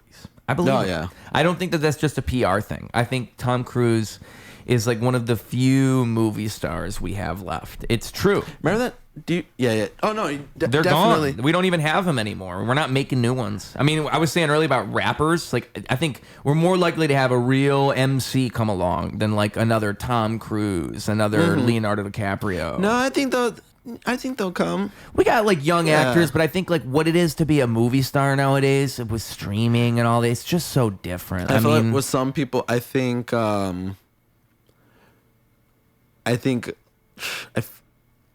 compared to like a Timothee Chalamet, yeah, everything he comes out with now has to be like an event. yeah. You know, everything is. I feel like what we want are like people who keep making stuff even if we don't hear about it. Because if you go back and look at like Tom Cruise's filmography in the 80s and 90s, sure, he has all these huge monumentous movies, but in between all that, he was just doing little films. He would, Well, like you said earlier, a lot of actors, I think no one really does that. Well, you said earlier about like movies. You used to be able to make a certain kind of movie. I mean, it is different now because that's the problem. Is like you get sucked into this like being part of a cinematic universe, being part of a Marvel, being part of this, and getting typecast in that way to where it becomes so much harder to diversify yourself as an actor and to be in a bunch of art films. There aren't a bunch of art films. That's why Emma Stone does keep working with Yorgos Lanthimos. Yeah. There's not a bunch of people She could making do whatever. Yorgos movies. I think now it's like back then people would have to do kind of what she's doing now Yeah. in order to get to those big films, but now what's happening is like people are like kind of getting thrown into opposite. it's the opposite. They're getting thrown into big films and they're just working to get to the point to doing whatever. Like an actual fun art house kind of movie, and it's harder to get You know, there. has a great career. Kirsten Dunst, Yeah. awesome career. She was in all these huge things when she was younger, and then she just got to a point where she's just like, I just want to do what's interesting. Yeah, and it's I made a just bunch of wanna do weird it. movies. Yeah. Yeah. A lot of stuff is cool. Or that season of that her and her husband were in of Fargo was great. Yeah. Yeah. Yeah. I mean, and really, that's all you want. You just want to be able to do like stuff that's actually interesting to you. You don't want to be the actor that's in things to be in things. I mean, I don't even like that Robert Downey Jr. I really wish he had just stayed away from the Marvel stuff, because him coming back as Doctor Doom and all this, it's so, no matter how they do it, it just can't justify itself. I know it's being hammed up. Fingers crossed. I think it's going to be very minor. Let's hope so. And he's just a Doom bot. I don't know, because he's the main villain. He's the main. They're pushing it like he's the main antagonist. You think there's going to be some big reveal and it's not actually him? I hope so. That'd be nice. I don't think they're brave enough to pull such a thing. If they were brave, they would do it, but they won't. They're brave enough to film this huge movie without a finished script. Yeah, I don't know if that's bravery. That's like the same thing they did with Star Wars. You know, like let's film a trilogy without a finished idea. Like that's probably. Let's see how that turns out. Because of course you don't have a finished script. You fucking fired the guy who played Kang over like an accusation, and then the accusation came out not to be true. But you can't hire Kang back because now it's been a year and we already rewrote everything. It's like, yeah, of course you guys don't have a plan. You never have a plan. Yeah. I wish they did. Because like you're saying, this is the thing about like all these things, like Star Wars, Marvel. You could piggyback and make a good plot, but I just don't trust these people to do it because they never ever do it. They always they make the safe choice, or they make the choice that's like what they think they're supposed to. They don't make the fan choice. They don't make the choice that a fan would make that respects the material. They make the choice that an executive would make, a CEO would make. No, I don't think you should listen to either. Who should we listen to? You should listen to yourself. Well, you know what I think would be good? Going back let's to have filmmakers make these movies. Pen to paper, gift from God. Let's have actual like there was a point in time in the early 2000s where before all this stuff got taken over, and it was kind of, you still had artsy superhero movies. You still had superhero movies that were different and they didn't fit this mold. And now it's like you can't.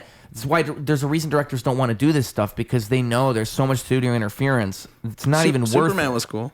Superman was cool. Superman was fun. But it's because I think they're starting to learn their lesson a little bit. They're starting to be like, okay, James Webb has proved that he's successful with this. Let's just let him do that. James Gunn? James Webb. That's telescope. That's the name of the telescope. James Gunn has proved that he's successful with this.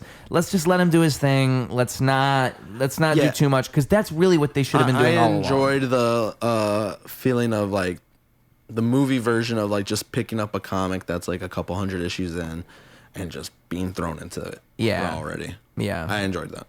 And there should be more of that, right? Mm-hmm. That's what they did with the Batman movie too. I feel like kind of like, let's just throw you in a Batman story. You know the story here. Yeah, because we're past the point where we need to do like the 10th origin story of this character. We've already seen it. Yeah. What gets me is when everything feels so singular. Like that's what these movies have become in a lot of ways. At least the Marvel ones, for sure. Like they tend to not have their own tone, and of course you're not gonna have a lot of big directors take it over. A good example is like of studio interference and it taking away from what a director can do is the trajectory from Thor 3 to Thor 4, and just the Thor character in general, because the success of Thor 3 and Taika Waititi's interpretation of the Thor character and doing it comedically, like the third one, Ragnarok, is a good movie. Thor Ragnarok is good, and it makes Thor funny, and it does all that stuff successfully. But what Marvel Studios learned from that is, let's make Thor only funny, and then no one can take him serious now, because he's just either fat Thor or he's silly Thor. And then you do Thor 4, and it becomes this mess where Taika doesn't really have the... Or Taika, the fuck is his name? It's Taika Waititi. Yeah, Taika. So he doesn't have the creativity he had when he did Thor 3. Yeah. Now he's being told, "Hey, do that thing you did in the last movie, but just do that again." I when it comes to that, I just try to remind myself, like, I remember, like, my son liked the fourth Thor movie. Oh, that movie triggered me. He liked it, and I was just like... My mom liked it. My mom and my nieces and nephews liked it. Yeah, I was just like, oh, this is for kids. Yeah. That's okay. I want kids to have movies. I want them to have their stuff that's theirs. But the thing is, like, I feel like the problem is there's good kids movies, and I just don't think that movie really did it. I feel like a lot of producers who are like making the big decisions and a lot of this stuff don't trust children. Exactly. And it's treating the audience like they're not, like it's treating the kids, the audience, like they don't know any better. Like, did you watch like that last Pinocchio movie? Not the Guillermo del Toro that one. Oh no, I didn't see it. No. Oh, it's great. It's good. It was on Netflix. Yeah, I know that. It's still on. It was like released. It was released through Netflix. Yeah. that's like the perfect example of like it's like a darker story. It's like heavy on the themes of death and grief, and he really trusts his kids to pick up on that. Guillermo del Toro is known for that. Yeah, and my son likes it. He's good for taking a character and humanizing it in a way that even a kid could understand. Yes. Yeah. No. Like an adult can, but a kid can't. Like too. I feel like even if I'm not showing this to my son yet, but I was young when I first saw this movie and I picked up on it, and it has like a similar charm to like say as like a kid's movie from like the 90s, say like Little Princess would have. You ever seen that, the Alfonso Cuarón movie? Yeah, it's like Devil's Backbone. Okay. It's a rated R movie, but there's like just qualities of it with the relationships amongst the kids. I still feel very much like, there's an innocence to it. Yeah. You saw Poor Things. You did see it? Yeah. I thought what was funny about that movie is as graphic as it is, towards the end it kind of becomes a family movie. Like towards the end it becomes like a father-daughter like family. Yeah. It's like, wow, like I would never want to watch this with my mom, but it is kind of like a family. It made me think, oh, like that's his daughter. Yeah, like he brings like an insane like lightheartedness to it. Yeah, and there's movies like that where it's like the content is so raw and like it's graphic, but then you think about it, it's like, oh, there's kind of like a sweet heart at the core. It's kind of like the Wes Anderson type thing. Yeah. I mean, every Adam Sandler movie ultimately is just like a sweet little family movie. When you really think about it, it's just a sweet guy with family values. I love that late 90s, early 2000s Adam Sandler. Yes, that's the best. Notoriously, like growing up at some point, I kind of just got sick of him, and I was just so adverse to him. How could you get sick of somebody who talks like this? I was just so adverse to him to the longest, to where like my friends, I was like a trait of mine. Like, oh, there's Petey. He hates Adam Sandler. But I was like, no, I like thinking about it. I was like, no, I really I don't like. I love like Big Daddy and like Lil Dicky. Yeah, he's kind of easy to dislike. That's why I love him. Is that he's like Little Nicky in particular. That is such a shit movie, but that's why it's so good. No, it's not a shit movie. It's great. It's bad in a good way. Like I watched that movie again, and I was like, whoa! When I was 10, I thought this was good. Now I think it's like so good it's bad, and so bad it's good at the same time. It's silly. Yeah, silly. It's not striving to be anything special, but that's why Adam Sandler's so great. Get the Flash. I mean, and also just the idea that like Adam Sandler released that at the height of his career. Like he just decided that was going to be the next thing. Yeah, it was great. What? But oh man, Rodney Dangerfield in it. Yeah. Oh man. I mean, and I think what Adam Sandler, what you can learn from him is that again, that goal, like what you really want to do is just make stuff you want to make. Just get all your friends and make the movies you want to make. And you don't have to make something amazing. You don't have to make something perfect. Just make something you have fun making. And then that's living the best life you can live. I remember hearing something years ago that he could have been retired. Yeah, right. He keeps making stuff to kind of keep everyone else employed. Yeah. Bless his heart. Yeah, I mean, and he really does. Now he's got that Netflix deal with Happy Gilmore 2 and all this. It just keeps going. Well, he was like wasn't he like one of the first people to make a huge Netflix deal? I want to say it was, because it was just like, I remember thinking like, I think you're right, because there was like Hubie Halloween and all those movies that came out. It first started with like that Magnificent Seven version he made, and he did all those movies with Jennifer Aniston too. Yeah, like he was and I feel like that kind of like, that's why we don't really see. I think that deal is like, we can probably let that, or like look at that as the seed as to why we don't see comedies in theater anymore, or not that often. You could be right. Yeah, because streaming in general, but stuff like that. Yeah, I remember like first it was like that thing with that movie, The Interview. The controversy around that. And you know what people forget? That was the first movie where it was like, it's not going to come out in theaters. It's going to be going straight to streaming. The first one. But it was going to come out in theaters. And they couldn't release it, right? Yeah, it was like North Korea were like making threats or something. It was 2016. I can't remember when that was. It was like 2013, 2014. Yeah, it was a while ago now. Yeah. Yeah, that is the beginning. And around then was when Adam Sandler made that deal too.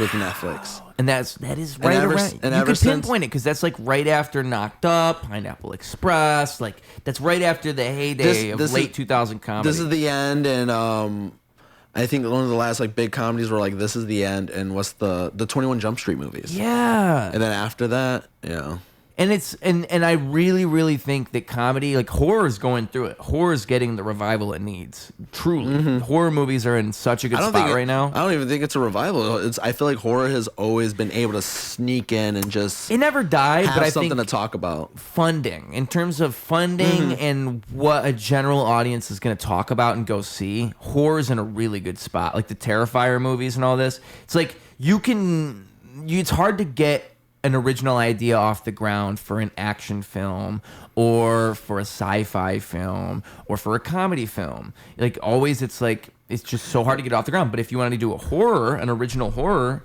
that's actually way easier to do. And it's funny, like, how there are directors who do a horror first, because like Ari Aster and Robert Eggers are like perfect examples. Yeah. Like, they kind of got a horror out the way because it's like the movie, you can use horror to tell something deeper. Yeah. Like Hereditary, it's just about a family being torn apart through grief. Yeah. Yeah. And he's great at bringing And this other Midsummer's stuff about in. grief too. Midsummer's the same. I mean, the opening minute of the movie pretty much tells you everything you need to know about like the grief of this character and why they're this way.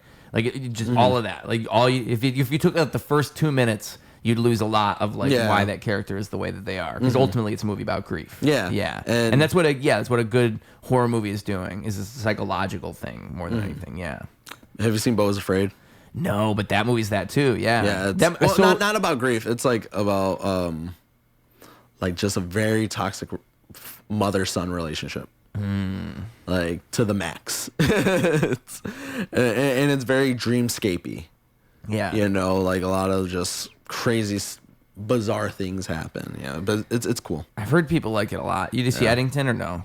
No, I didn't. I didn't see that either. I haven't seen it yet, no. I heard Eddington. I saw had mixed I was reviews. working a lot around Beau was then. Afraid. I saw people like more so like positive reviews. Like Eddington, I think it's just, again, it comes with the territory of same thing with like One Battle After Another. You're trying to do a modern movie where we address things that are happening in the real world that people are bound to feel some type of way about. You're going to have a mixed reaction. So I don't know if Eddington's bad or if it's just that it made people upset because they didn't agree with the politics of it. You know? I think what's tricky about that is like, when you're making something that's happening now, everyone's feelings about like you're gonna all reactions to it are going to be very emotional. Yes, exactly. Yeah. To the furthest degree on both ends of the spectrum. And as a filmmaker, even you have to find a way to not do that and not have a stake in that. Like that's how I feel. If you want to make it effective and make it timeless, even though it's timely, you have to find a way to not tell the audience what the right answer is. Let the audience figure out what the right answer is. Okay. And from what I've heard on, like, I haven't seen Eddington yet. I've heard people say that they felt like Eddington plays into that whole paranoid pandemic COVID thing perfectly. Like it doesn't pick a side. It doesn't say these guys are right, these guys are wrong. It just plays on the crazy reality we all existed in, that we all should remember. I mean, it really did feel like a different world. So I'm interested to see it because that is an interesting concept to do, like a horror-esque movie and like a pandemic, society where everyone's paranoid and everybody thinks, I don't know. And also you got fucking Joaquin Phoenix, so it's Joaquin Phoenix with a cowboy hat. Yeah, with a cowboy hat. And also I think got Joaquin Phoenix. It's got Pedro dude Pascal. from guy who did Elvis. Who was Elvis? Austin Butler? I think Austin Butler's in it. And Pedro Pascal. Yeah. It's got an Emma Stone. She's in it too. Oh, yeah. I didn't even know she was in it till the other day when I was looking. I was like, oh damn, she's in this.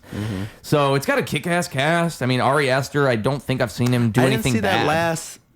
Yorgos Lanthimos just came out with another. So Begonia's coming out, but he came out with one. His consistency is crazy. Yeah, he came out with one like last year, or the year before. It was after Poor Things. Yep, I know what you're talking about. It was the one with the where she's like dancing, 3 different stories. where she's dancing in the trailer. Yep. What the fuck is the name of that movie? It's it 3 Friendship? No. It's Friendships. That's the Tim Robinson thing. Yeah. It's 3 different stories because it's like it's Willem Dafoe. It's got the guy who was in Breaking Bad, Todd. I always forget his name, but it's Todd from Breaking Bad. Looks like Meth Damon. Jesse Plemons, Emma Stone, and then there's another actress that's in it. The girl who was in Once Upon a Time in Hollywood with Quentin Tarantino. She was the one who had the foot on the dashboard. Margaret Qualley. Yes, her. The foot is how you remember. That's Yeah, great. that's the foot. Yeah. But that means Quentin did his job. You remembered her foot.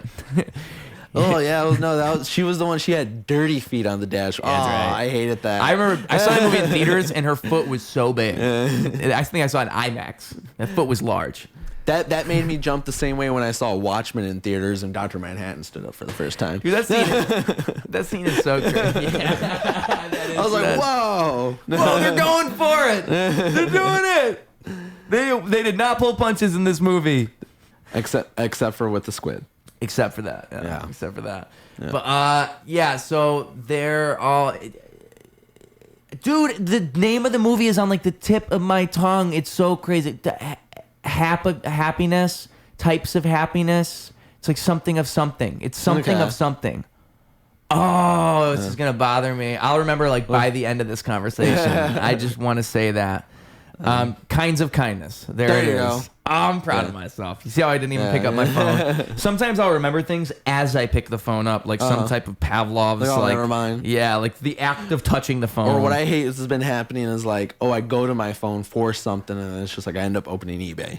Yeah, that's why the phone is evil. Oh wait, the phone is evil because it's everything all at once. Yeah, you shouldn't have that. I can't have everything in my hand. Can't have that. I'll go look at porn. I can't have that. But kinds of kindness is that was it. That again, mixed reviews. I think but it's fucking Yorgos Lanthimos, so I think he's just bound to have mixed reviews. Yeah, I think that's kind of the point. Like, yeah, I think that's what happens when you make really artistic shit. Yeah. So it's like most stuff that's like being made is like you're supposed to feel a certain type of way.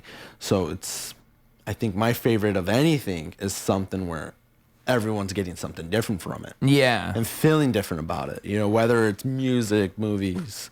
I think it's interesting when somebody disagrees with the public like take and says something different. You know? And like with doing stand-up, it's like you immediately get that answer. Yeah, right. And it dictates with what you're going to do next. Mm-hmm. You know. Well, and with stand-up too, you... In the same way that, like, say you make a film and you show it to an audience, every audience is going to react to a film differently. It's the same thing with stand-up. You can't count on a joke working the same way every time because it's just different. And, like, the difference between stand-up and a movie is at least you have a chance to change it. You know, the film's done. But in stand-up, it's so in the moment and reactive. Yeah, you can steer it a different way if you want. And you can feel it. You can, like, this room's not gonna... Like, this room's not going for that. And you know what? Me loving movies like that, sometimes if something's not going well, I'm like, let me make it worse. How could this be worse right now?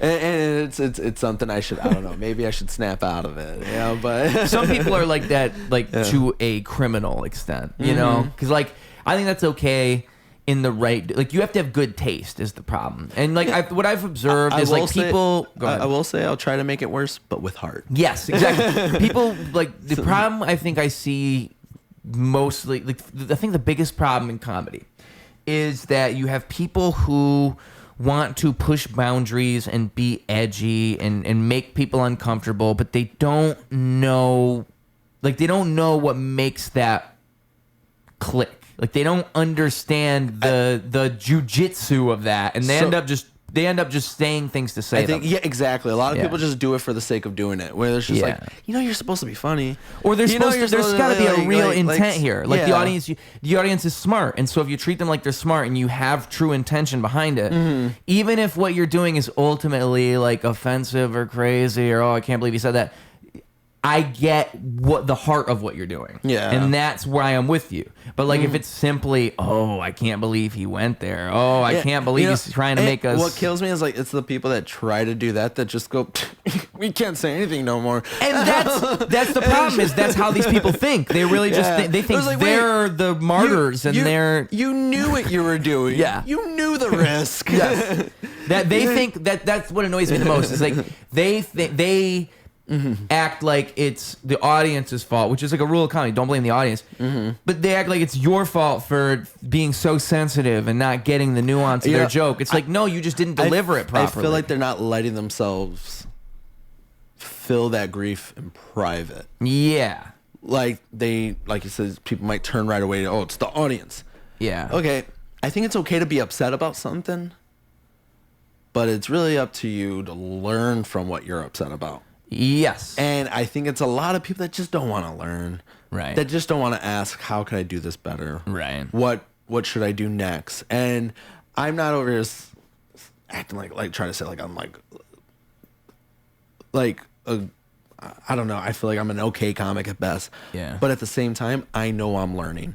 And as long this is going to be exciting for me, as long as I want to keep learning. And that's where I've been all this time. I mean, I just think it's having a progressive mindset. It's like, if you want to get better, what is the mindset that would help you get better? Yeah. And just always keeping, like, I think, like, I like to think in terms of forever, right? Like, this is a moment in forever. It's not a moment that's just bullshit and it comes and goes and who really cares. It's like, right now I make the choice.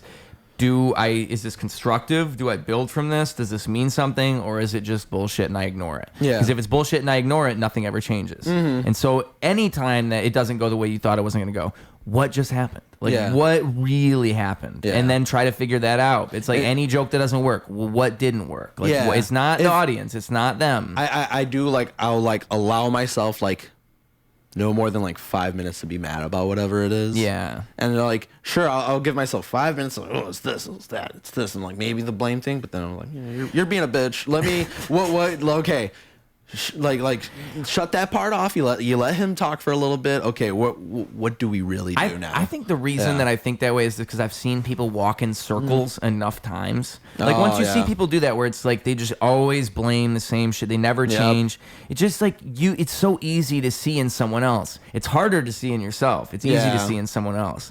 And that's why if you can see it in someone else, it's somewhere inside of you. Exactly. If you see it in someone else, you think, oh, maybe they should do this. Okay, no. Flip that onto yourself. Exactly, because it's a mirror. It's all a mirror. Yep. And so, like, again, like, just learning from it. Like, I always try to keep that in mind, and that's why it would ultimately bother me when I see it. Not because I give a fuck what anyone else is doing, just because I think it's like a crime against the art. Like, you should be trying to elevate it and do something different. You shouldn't be making safe, easy choices. I think, like, doing the controversial thing, I'm gonna say it. That's an easy choice. It's like you should do something even harder than that and challenge yourself and make all of us have to elevate ourselves now, because oh shit, I can't believe he actually pulled that off. Dig into some nuance. Yeah, because that's the shit people remember. They remember when you actually try. They do.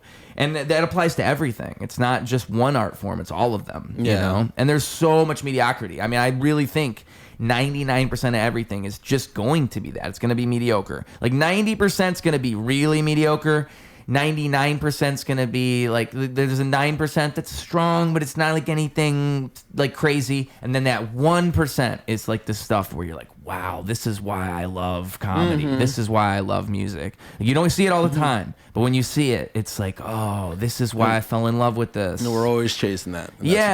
But some people don't, man. Some people don't chase it. They are complacent, and that's what I hate it. And it's not them, it's me. It's me, because I just hate it. I could never be that. I'm like, why are you doing this to yourself? Because those are the same people, like you said, they'll blame the audience. They'll be like, oh, why don't I get these chances? Oh, why don't I? And the best thing you can tell them is like, just keep trying. Just like, just make a show. Just make opportunities for yourself. But it's the people who complain about it that don't make those things for themselves. They don't make the changes. Yeah, there's a song that came on, like, on Spotify when I was on the way here.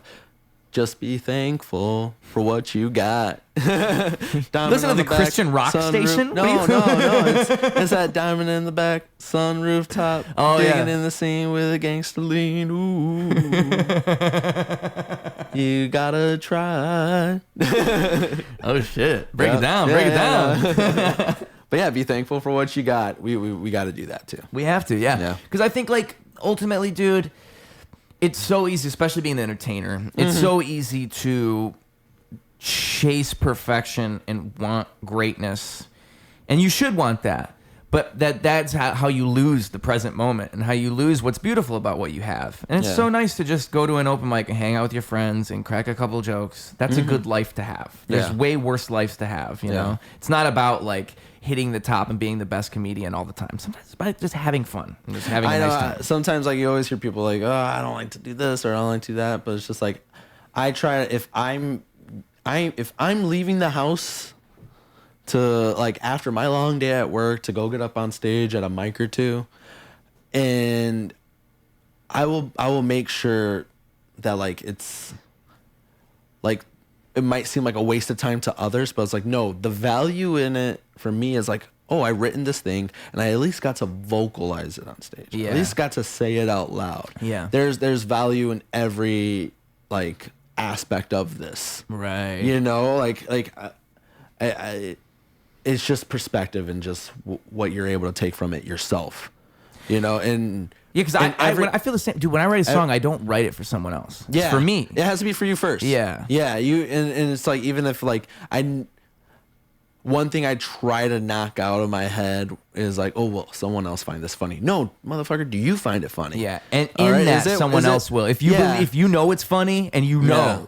Then someone else will find it funny. And it's just keep going. And maybe it's not this room. Maybe it's someone else. And I think that it's so funny because I think it's a double-edged sword, right? Like that type of confidence, you have to. It's why I said you have to have taste. Because if you don't and you have that confidence, you're just gonna fuck up anyways. Because you're gonna constantly think these guys don't get it. I get it. They don't get it. So you still have to be like live in reality. Yeah. So you have to have some kind of taste. But if you do, and you also have that talent, like they might not believe in you for years, and you just keep sharpening that sword. Because that's the other thing is like maybe you aren't what you think you are, but you know it's in you. Yeah. And then one day, like you'll see it. Like some comics okay for a while, and then all of a sudden they're just really funny, and you're like, what the fuck just happened? And it's just because they figured themselves out and they believed in themselves long enough. And everyone else is looking at them like, I don't know about this guy, but they knew. And so you have to just do that. You have to blindly believe in yourself no matter what. Delusion is the key. Even if you're wrong. Because I think like, even if you're wrong, the people who did get successful, they were right. And there's plenty of people who are wrong who also believe in themselves. But the ones who did succeed, they did the same thing. So like, you just have to accept, like, I'm either going to believe in myself and fail, or I'm going to believe in myself and succeed. And it's just one or the other. Because if you don't believe in yourself, the odds of you succeeding are like so, like, how, when you ever hear that story, like, oh, this guy succeeded, but he actually didn't think it was going to happen. Like, he actually gave up, and then all of a sudden he succeeded. You never hear that. Not even once, because it's just not what works. It's not how it works. And so it's just so funny to me because it is like, it's bad advice at the same time. To just tell somebody, whatever they tell you, don't listen to them. That's what you're saying. Saying whatever they say, they're wrong. Just believe in yourself no matter what. Yeah. They say jumping off the bridge is bad. Say, I've jumped off a bridge before. I'm good at jumping off bridges. Just keep doing it. Just keep doing it. Keep doing your best. Because I think, you know what else I think is like really good things, like creative things, they're bound to push boundaries and make people feel that way. People are going to criticize you if you're doing something truly original. They're going to. They're going to say, oh, that's not going to work. They're going to say, let me tell you how you could do that better.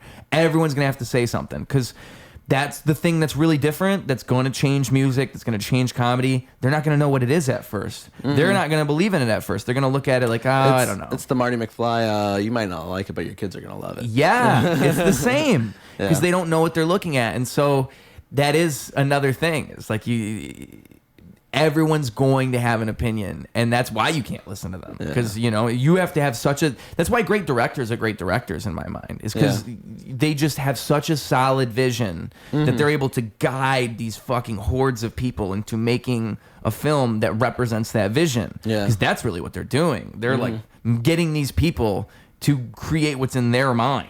Which is crazy. Yeah.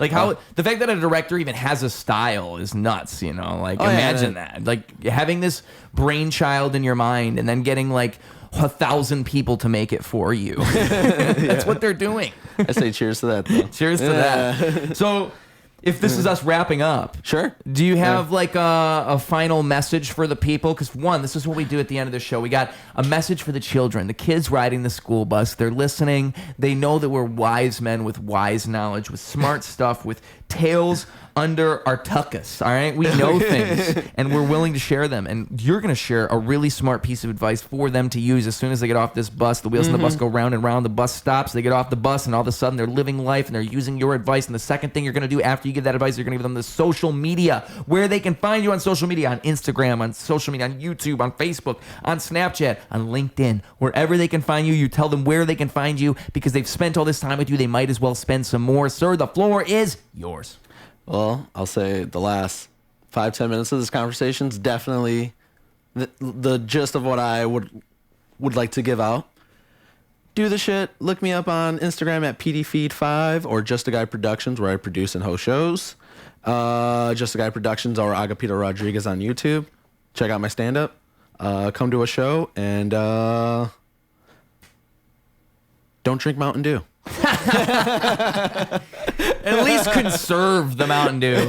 Oh my gosh, that is great advice. That's the best advice I could give somebody. Thank you so much for having me, man. I appreciate it. Thank you for coming by, dude. Yeah, no problem. I mean, it's been a lot of fun. I saw that. I was like, whoa, 217, shit. That's how it goes, you know? I mean, really, I think what's so fun about doing something like this is that I think a podcast, you get to share a version. Like, if you do it right, at least the way that I do it, I like to share a version of somebody. And so, you know, I just like to have that opportunity to bring people in and get that version of them out there that they might not be able to present to the world. We got to tackle 3 of my favorite things: movies, music, and comedy. Yeah, What more dude. can I ask for? I feel like I got to you know, flex some of my movie knowledge on this one. I feel pretty good myself. Yeah, movies are best. And the other thing too is I think that through talking is how we understand ourselves. Truly, I think that like you can have ideas on your own, and I think that's why I love songwriting and I love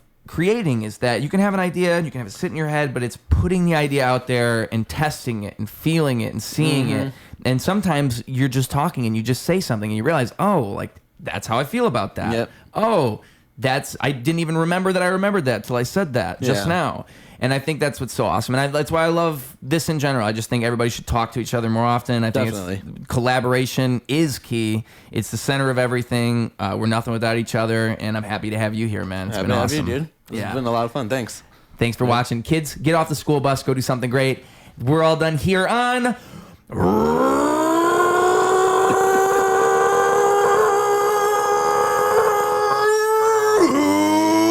Radio. Hell yeah. Clocking out. Double down, competition couldn't help him to rock. Missed the whole time, holy fell through the flock. That's an ordinary miracle, wealth to the block. It's a balance in the character that's calm and collect. It's apparent his caricature is lost in the